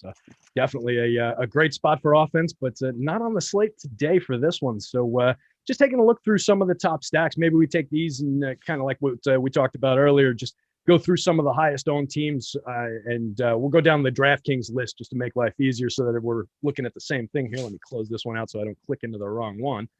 So we talked Toronto a little bit, but the matchup is very strong for them. They're in a pretty good spot, taking on Kyle Gibson, who is an average pitcher. He's come in a few times with better numbers than what he delivered last year for us. 12 starts last year, 67 innings, sub 20% strikeout rate, 10% walk rate, 1.53 whip. Pretty ugly whip, putting way too many guys on base. Against a Blue Jays team that is relatively loaded in terms of talent up and down the lineup, that's a stack that they're popping out. Would you get to any Gibson going up against them as like a contrarian pitcher, or is that just all about where you can fit that stack in and build it to a spot where maybe it's not, the most owned combinations of those hitters.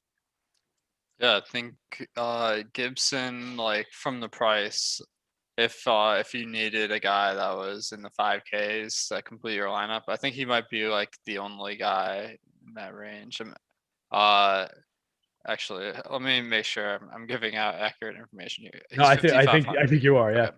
Okay, so he's the only guy that is that price. So if I wanted to spend up a ton of bats, I think he's a good value. Like the thing is, he had an off year last year. We have a long track record of Gibson. He had a few good years, but as you're saying, last year is probably the most relevant example where he was a little bit below average. But when I think of a $5,500 pitcher, I'm thinking about like a scrub, and Gibson isn't really in that category. So I do feel confident going to him at that price, but that's just a lineup construction question where it doesn't make sense to spend that much on bats and punts. So usually that's not the case. I see there's some better price pitchers in the 7Ks that are really jumping out. So I think you might be better going to those guys. But if you really wanted to jam in a ton of bats, I don't hate Gibson. Makes sense. And yeah, I mean, that's a spot where if you're doing it, you want to make sure that you're spending that salary wisely. You don't want to roster Kyle Gibson as your SP2 and then leave $1,500 on the table. I wouldn't think, it's probably a better way to spend that money. Anything for you with Hyun-Jin Ryu coming back against a Rangers lineup with a fair amount of strikeouts in it, and they've hit every time I've said they suck, but I still think they suck. So is that a spot for you coming back with Ryu against this team?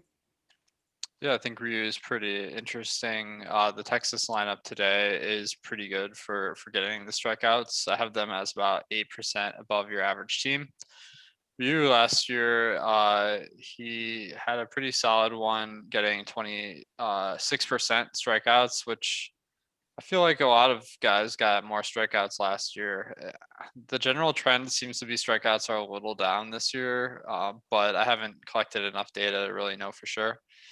But nonetheless, he's an above average strikeout pitcher going up against a team that strikes out a lot. So I think Ryu is a really strong option, and the price doesn't really reflect that. So I'm going to throw this back on you. I mean, why do you think he's so cheap today?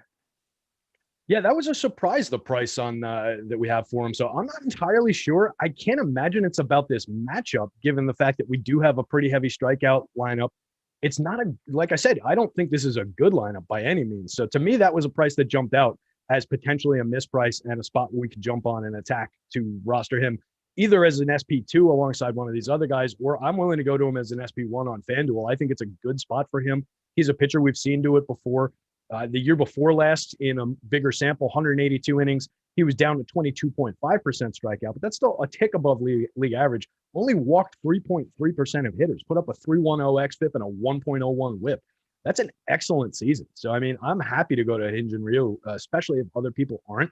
I think it's a spot people might be overlooking, maybe not getting to quite enough on the FanDuel side. On DK, definitely looks like he's going to be owned. I think he's slotting into a lot of SP2 spots and really soaking up a lot of ownership there. But on the FanDuel side, I think he could be a little bit sneaky at not too high a price. Even on DraftKings, it looks like he's the 4th highest owned pitcher, and that seems a little bit low to me because that price of 7,300 that just allows you to do a lot with the bats. So I do see. I mean, Shane Bieber is a fantastic pitcher, but he's a lot more expensive. So there's some nice salary allocation you can get if you spend down a little bit at pitcher and go to guys like Ryu. I like it. Putting him next to other guys in that 7,000 tier, let's just talk about a few of them for a second as general strategy. If we put him on the DK slate next to, let's say, Jack Flaherty at 7,800, Ryu at 73, and Brandon Woodruff at 72, and I'll throw Gausman into the mix at 76. Which one of those 4 guys is your favorite? That's a good question. I mean, I think the weird thing is I feel like all of these guys, are super underpriced. So Flaherty, he has a great strikeout matchup versus Miami, and the Marlins Park is pretty favorable for pitching too. So I feel like he's really underpriced. A very strong option. And then with the other guys, let's see, we got Woodruff. He's an amazing strikeout pitcher. The matchup versus the Cubs, that one depends a lot on the conditions that day. So what I'm seeing in that game is we got this over under of 9.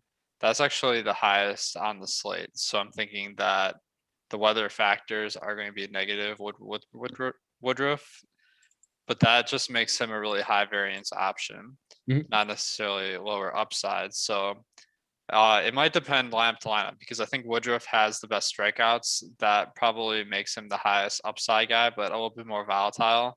But I do see the ownership is very low compared to Flaherty, who he's the second most popular pitcher on the slate. Yeah, Woodruff, both of those pitchers project well for me. It's FanDuel on my side for projections, but I like both of those guys. I actually have them as number 1 and number 3, respectively. Woodruff up top above Shane Bieber by a very slight margin, 0.06 fantasy points margin. But for 4,000 less or 3,900 less, I'll go to that all day long. And then I have Jack Flaherty pretty much right there above Blake Snell. That's a pretty broad group up at the top. I get a lot of guys projected in that top end range out of that group of players. So I'm going to have little shares of all those guys alongside the A1 type aces like Bieber, like maybe Snell if we're throwing him into that category, and then Trevor Bauer. I'll have smaller shares of them, I think, as the spend up options, and I'll try and probably thread through some of these 7,000 guys that I think we both agree are underpriced. Definitely, yeah. FanDuel is a lot more tricky to pick one guy, and I see that the high end is really getting a ton of ownership. So we got Bauer, Bieber, Nola, and Snell all getting a lot of ownership, as well as Flaherty. So it does seem like most of the ownership is coming into those particular guys. So it is kind of intriguing to maybe go to a different salary point and really try to get a whole different lineup construction based on that. I think that that's in general a pretty good strategy.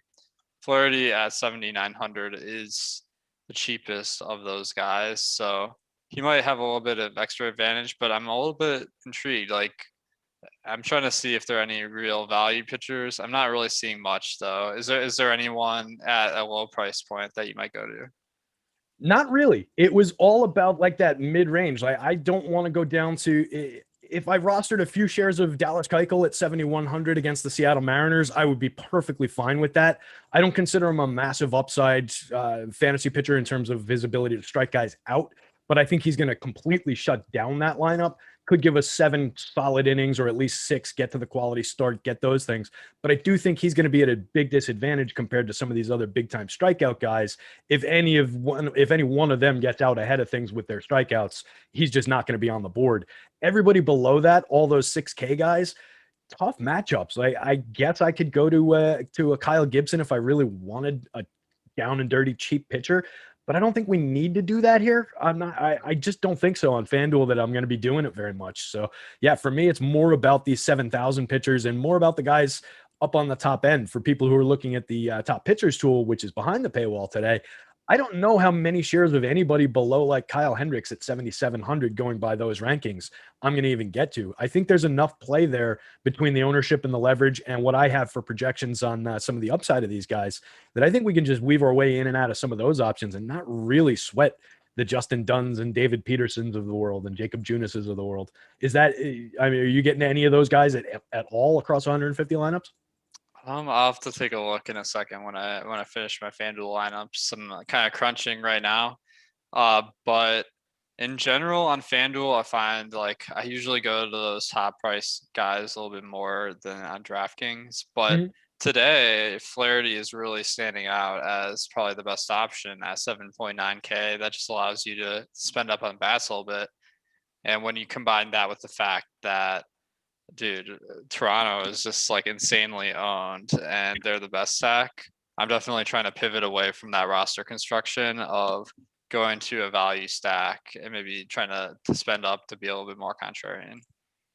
So is that something that you'd be able to click on easily there on Cruncher and tell us what your top exposed teams on FanDuel are in terms of stacks when you roster Flaherty? Like, where's that salary allocation going? If it's not going to Blue Jays trying to get a little contrarian, are you getting to Flaherty and Dodgers, for example?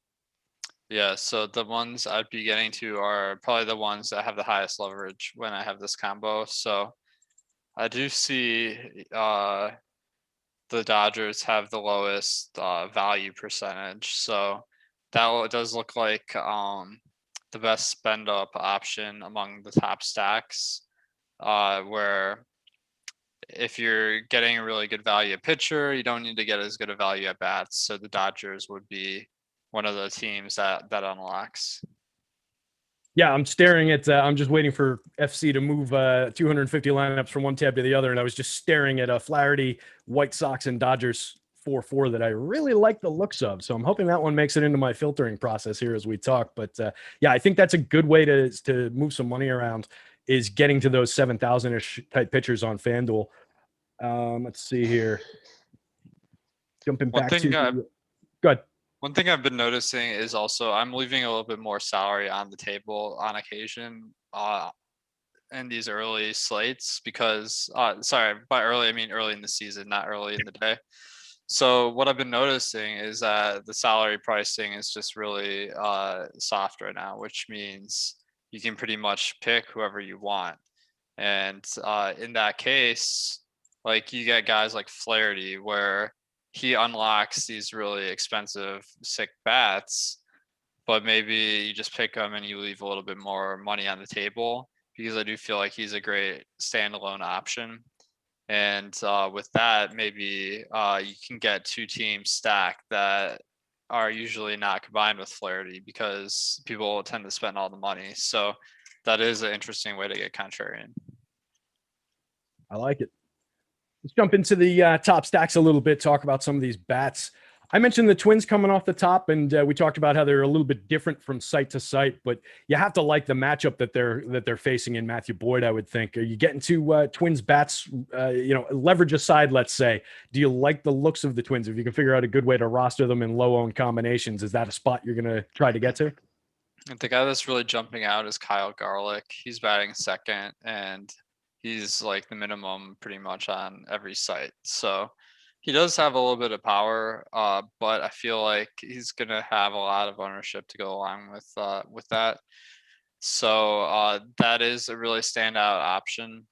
The other guys, I mean, we kind of know who their top guys are. Cruz seems to hit home runs every slate, it feels like almost. And then Buxton, he's been a little shaky. He doesn't get on base a lot, but his power was really, really strong last year. And then Sano and Garver, all good. One note with the Twins, if you haven't been following all the news super closely, I got a note from News God earlier that Brent Rooker isn't in the rotation, or sorry, in the lineup now. He was in their original lineup, so make sure you don't have him. Yeah, I was bummed about that. I like the idea of getting the two min-price players in that stack. That would have been pretty solid. And Rooker's got a ton of power. So yeah, I'm with you on this one. And for me, it's just so much about the matchup with Boyd. I know people go back and forth on him, and he had that nice year where he was above 30% strikeout rate year before last. But he is the 20% strikeout rate guy that we've seen much, much more often in his entire career through the minors, everything. What stands out to me going up against him, last season, he was 12 starts, 15 home runs in 60 innings. Year before that, 39 home runs in 185 and a third innings. That's a 189 home run per nine 2 years ago, 224 last year. He gives up bombs, and he gives them up to right-handed hitters. Nelson Cruz obliterates bad lefty pitching. So he is, for me, Cruz and Sano definitely stand out for their power on this slate, as does Garver.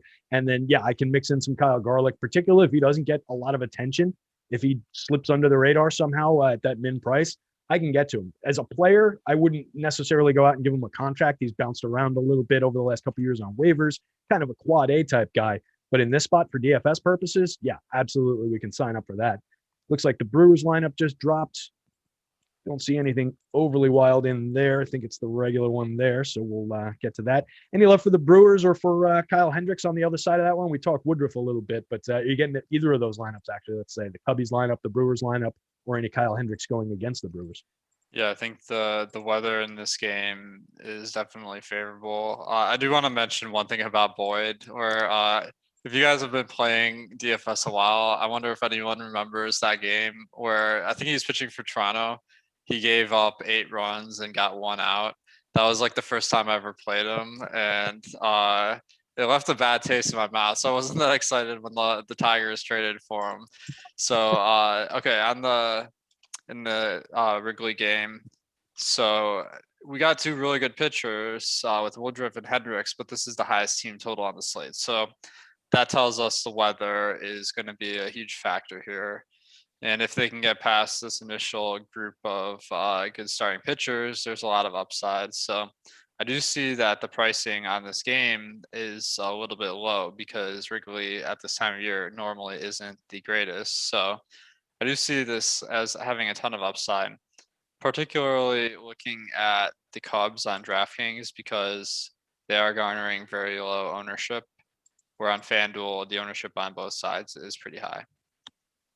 Yeah, it's pretty stark from site to site on the Cubby side of things. I guess it's the pricing, but that pricing looks relatively in line. They're a little bit cheaper on FanDuel, but I mean that's it's not that crazy that it would be the pricing alone that's creating that stark of a difference. But you do get like a guy like Jock Peterson, I guess 2,400 somehow on FanDuel going up against a righty. That's his spot, 3,400 on DK. So I guess moves like that maybe, and then Chris Bryant 5,000, 3,400 across sites. A little bit of a savings on FanDuel there. But yeah, I think they definitely look good. And to your point, if they can chase Woodruff early enough, I think that's a solid spot. The Brewers have a couple high-end arms in that pen, but anytime you can get into a bullpen early, I think you're talking about a pretty high potential spot there. And the news guy just let me know I was mistaken that Brewers lineup that we got was an update. Colton Wong scratched, so he's going to run the lineup. So make sure we're making that change, everybody. We've got Kane, Hira, Yelich, Garcia, Travis Shaw, Luis Urias, Manny Pena, and Daniel Robertson now. So you made a good point about how Jock one guy can have a really high ownership that drives up the top stack ownership, because it's just like a sum of all the ownership of the batters divided by the total slate. So sometimes you do have really high ownership on just a couple of guys, but the rest of the stack looks pretty low owned.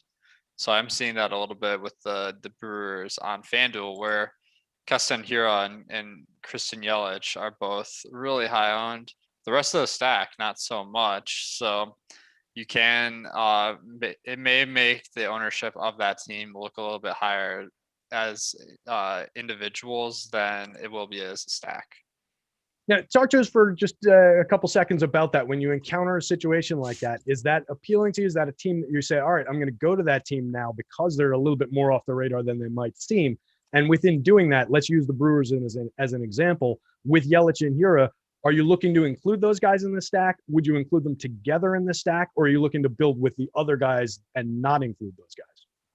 So I think as long as you can come up with some sort of interesting combination of players, you should be good.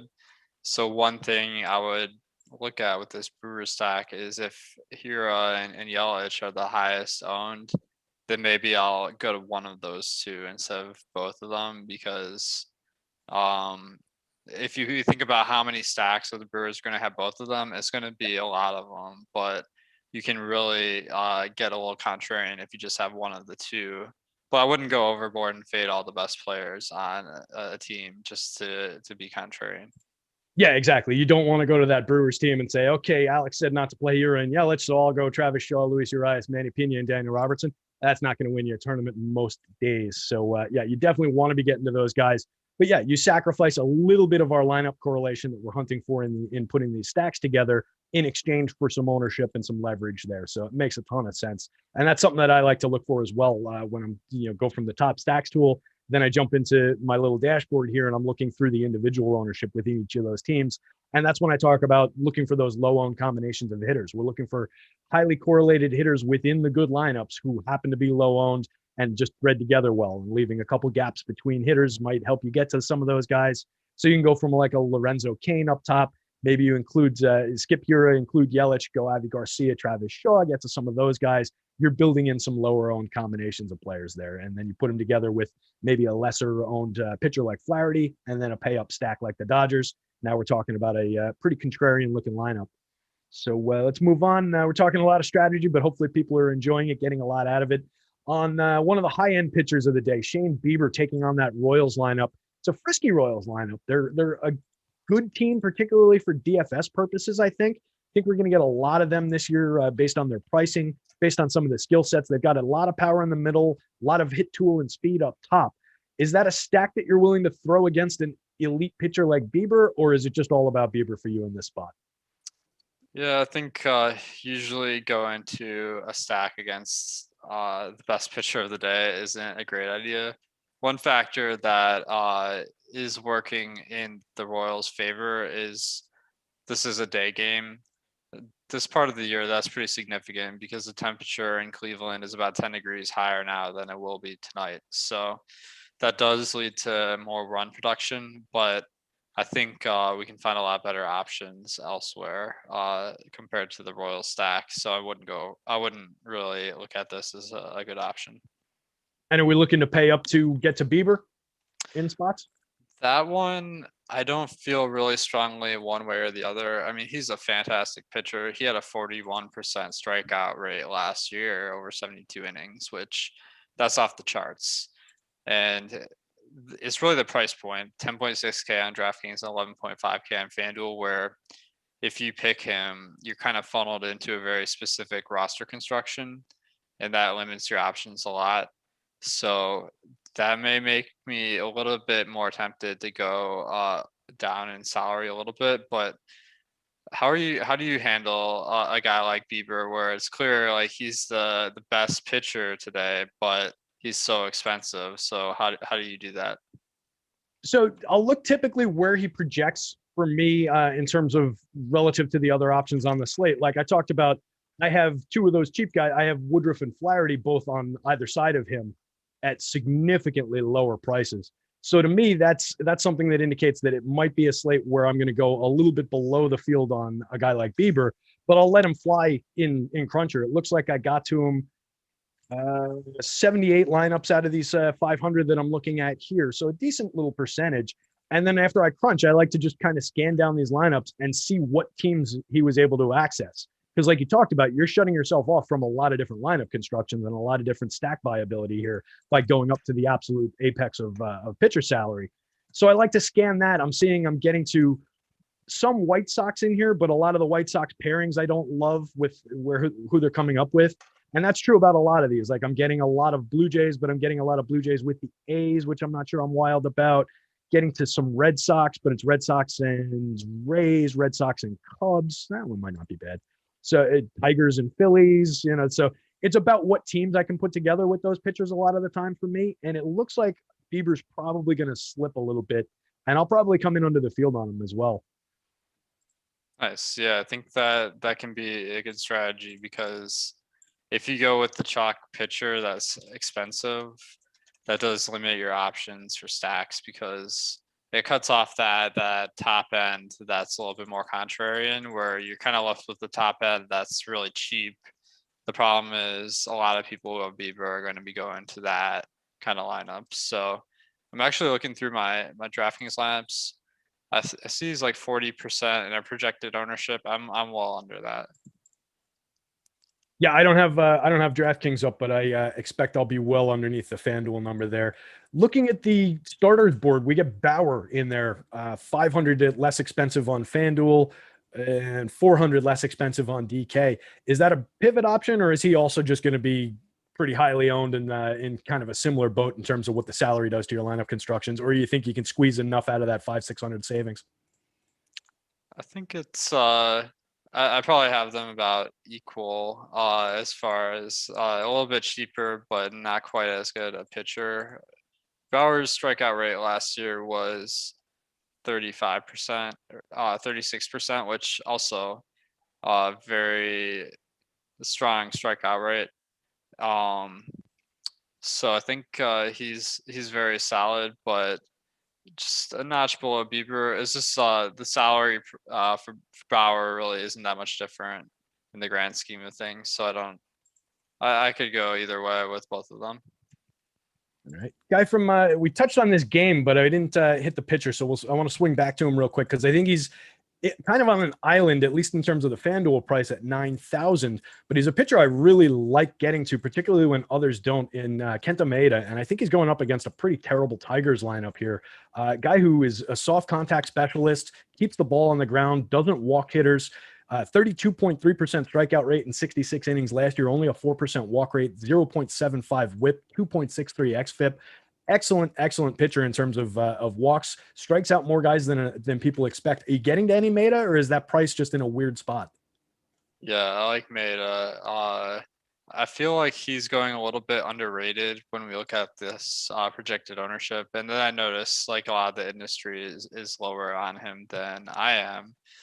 I think, I mean, the Detroit lineup, as you were saying, it's pretty miserable, and they strike out more than average. So that's they're a little bit tougher than average for strikeouts. But I think people may be underrating the significance of that 2020 mark of 30%. So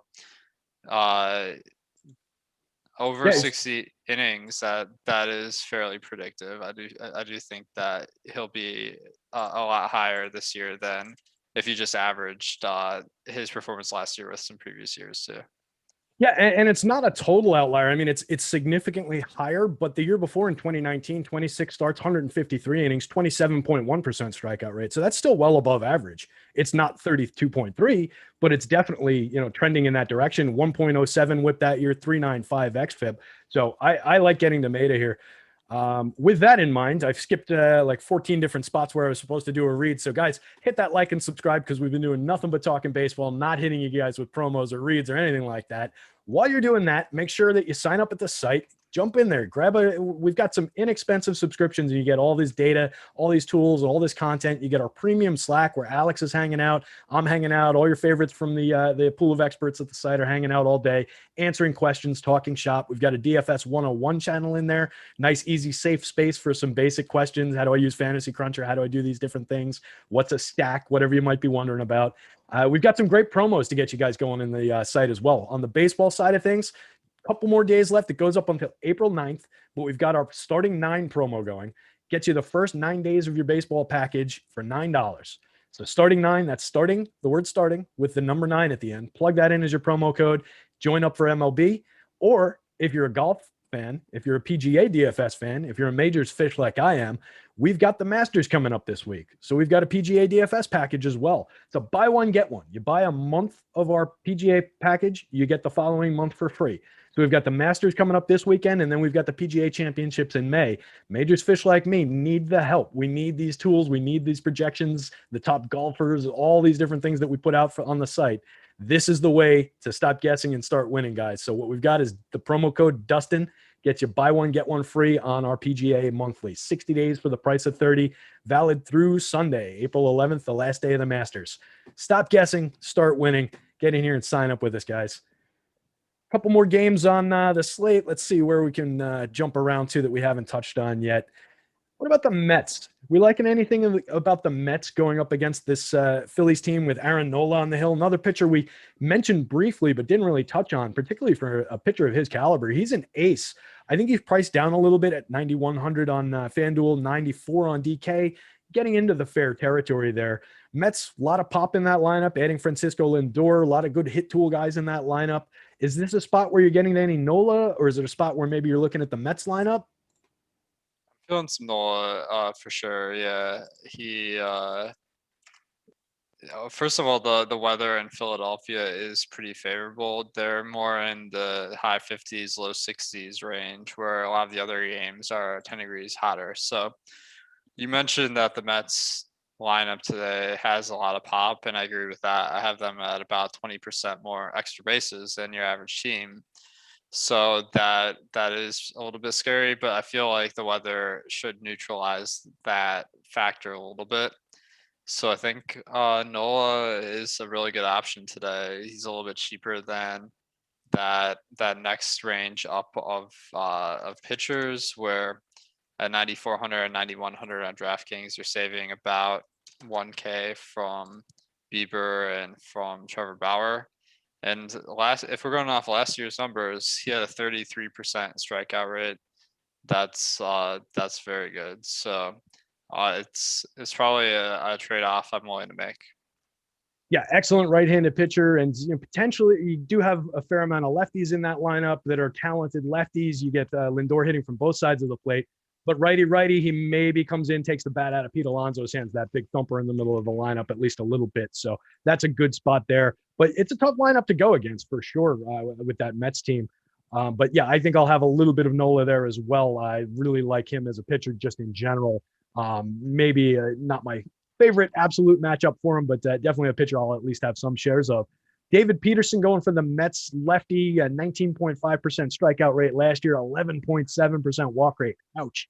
Managed to get that down still to a 1.21 whip. With that walk rate, I would expect the whip to be a little bit higher, but a 5.12 xFIP in his debut year. Any love for Peterson? I imagine it's more about the Phillies bats on that one for you. A lot of good righties in that lineup to go alongside Bryce Harper. Yeah, not really feeling Peterson. He's not even that cheap, and as you mentioned, the strikeout numbers and the quality of his pitching is just a little bit underwhelming. Yeah, and then on the Philly side of things, you getting into any of those Philly righty bats? I kind of like the looks of that lineup, honestly.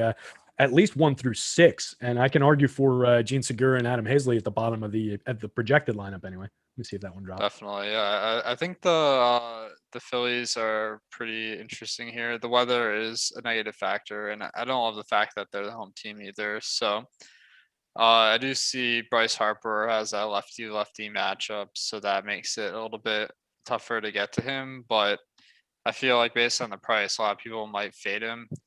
That's definitely a spot where I might spend up on Harper if I'm going into the Phillies to be a little contrarian.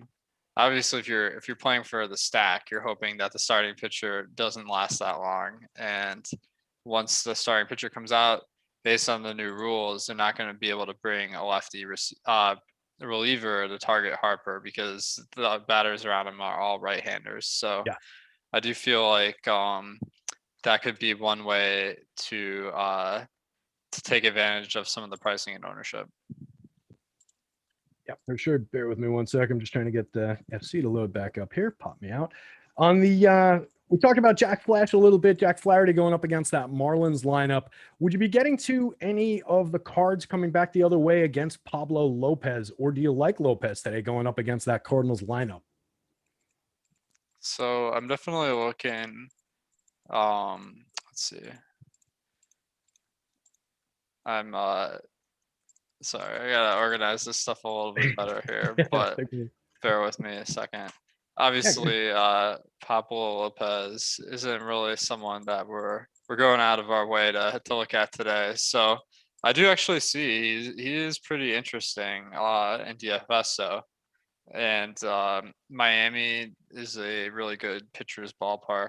The strikeout numbers last year were above average, so that $6,800 price tag is kind of appealing, and the ownership's super low on DraftKings at 5%, FanDuel at 1%. So he does look like a good option to mix it up, because when we got Flaherty and we got Nola and Bauer, like no one's going to click Pablo Lopez.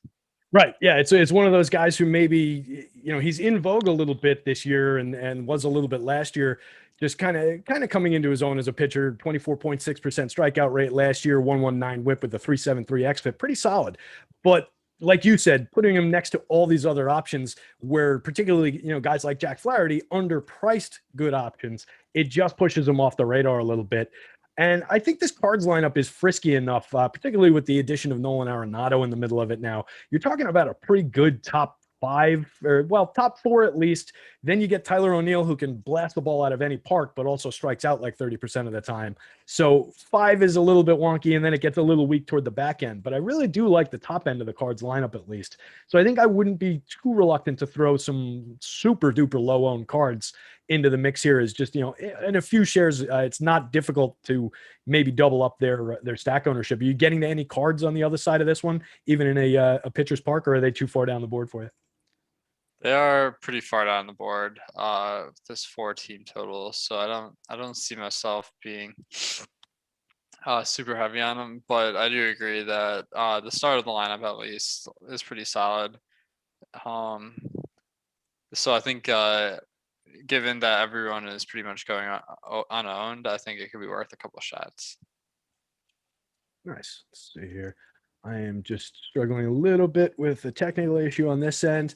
Talk to me about the Cleveland Indians. It's an offense we like to get to a pretty good amount, going up against a pretty bad pitcher in Jakob Junis with his whopping, only 25 innings. So I guess I can forgive the 16.7% strikeouts he put up last year, but 175 innings the year before, 21.3 about league average percent strikeout rate, 4.82 xFIP that year, 1.43 WHIP. Pretty bumpy, pretty weak pitcher. You throwing some Indians at Jakob Junis here? Yeah, I think we can go to some Indians for sure. They are a little bit pricier on DraftKings. On FanDuel, a lot cheaper. So it depends a little bit on the site. So on DraftKings, I feel like the ownership is going to be a little bit lower. But Junis, his xFIP last year was 6.7 over 23 innings. So he didn't pitch a lot, but when he did, it was pretty bad. So that's definitely a team we can target. And also the weather in Cleveland is better because it is earlier in the day. So I think that the conditions should be decent. So I think Cleveland makes a lot of sense. Yeah, some of those big bats in the middle for me on my home run model are kind of standing out from Jose Ramirez, Eddie Rosario, Franmil Reyes, Josh Naylor, even, and Jake Bowers a little bit lower in the lineup, 6 and 7. So I think that's a solid middle of the lineup down stack to at least the 7 spot. And if you wanted to work in a Ben Gamel for a little bit of ownership, or Cesar Hernandez is super interesting to me. Excellent hit tool guy, gets on base with a decent clip, and scores runs in front of these big boppers in the lineup when they hit one out of the park. He's going to be a part of that. So not a big home runner hitter himself or anything, but a guy who's going to be getting on base and going to be a viable part of that offense. Not drawing much ownership at all. 2,900 on FanDuel. I like that price. 45 is a little bit tricky on DK. You're paying a premium for a guy who's a guy who is everything I just described, right? So that's a little tougher to ask, but I think that's suppressing his ownership even more on the DK side of things. So I think he's interesting there. We talked about the Royals. Just looking around here, see what we haven't covered. Padres, kind of a good pitching matchup in that one out in San Diego. Kevin Gausman going for the Giants against Blake Snell. We know all about Blake Snell. He's been an ace for the last couple of seasons when he's able to take the mound. About 157 innings pitched combined across the last 2. Over 30% strike rates, around a 3 points, let's call it a 3.15-ish whip combined, about a 1.2-ish, xFIP and about a 1.2-ish whip. Gausman had a real standout year last year, 32.2% strikeout rate, made some specific changes to his pitch mix and how things worked that really worked well for him. Are you getting to either pitcher? And then within the bats, without Fernando Tatis on the side of things for the Padres, are you getting to much Padres? Yeah, I think Snell stands out as a pretty good option. He has a great matchup versus San Francisco. Their lineup this year just isn't it. They have really bad power and they strike out more than average, mostly due to the fact that Kevin Gausman is like an automatic K at the plate. So I think it's looking pretty good for Snell today. San Diego as well is a pretty good pitcher's park. So I see Snell as a very solid option. Gausman, he actually looks pretty good for the ownership, I'd say, because San Diego, they usually have a pretty good lineup, but today I don't think we have the lineup yet, but yeah, it's looking like they might be out some of their better guys. So I think Gausman, based on this performance last year where he struck out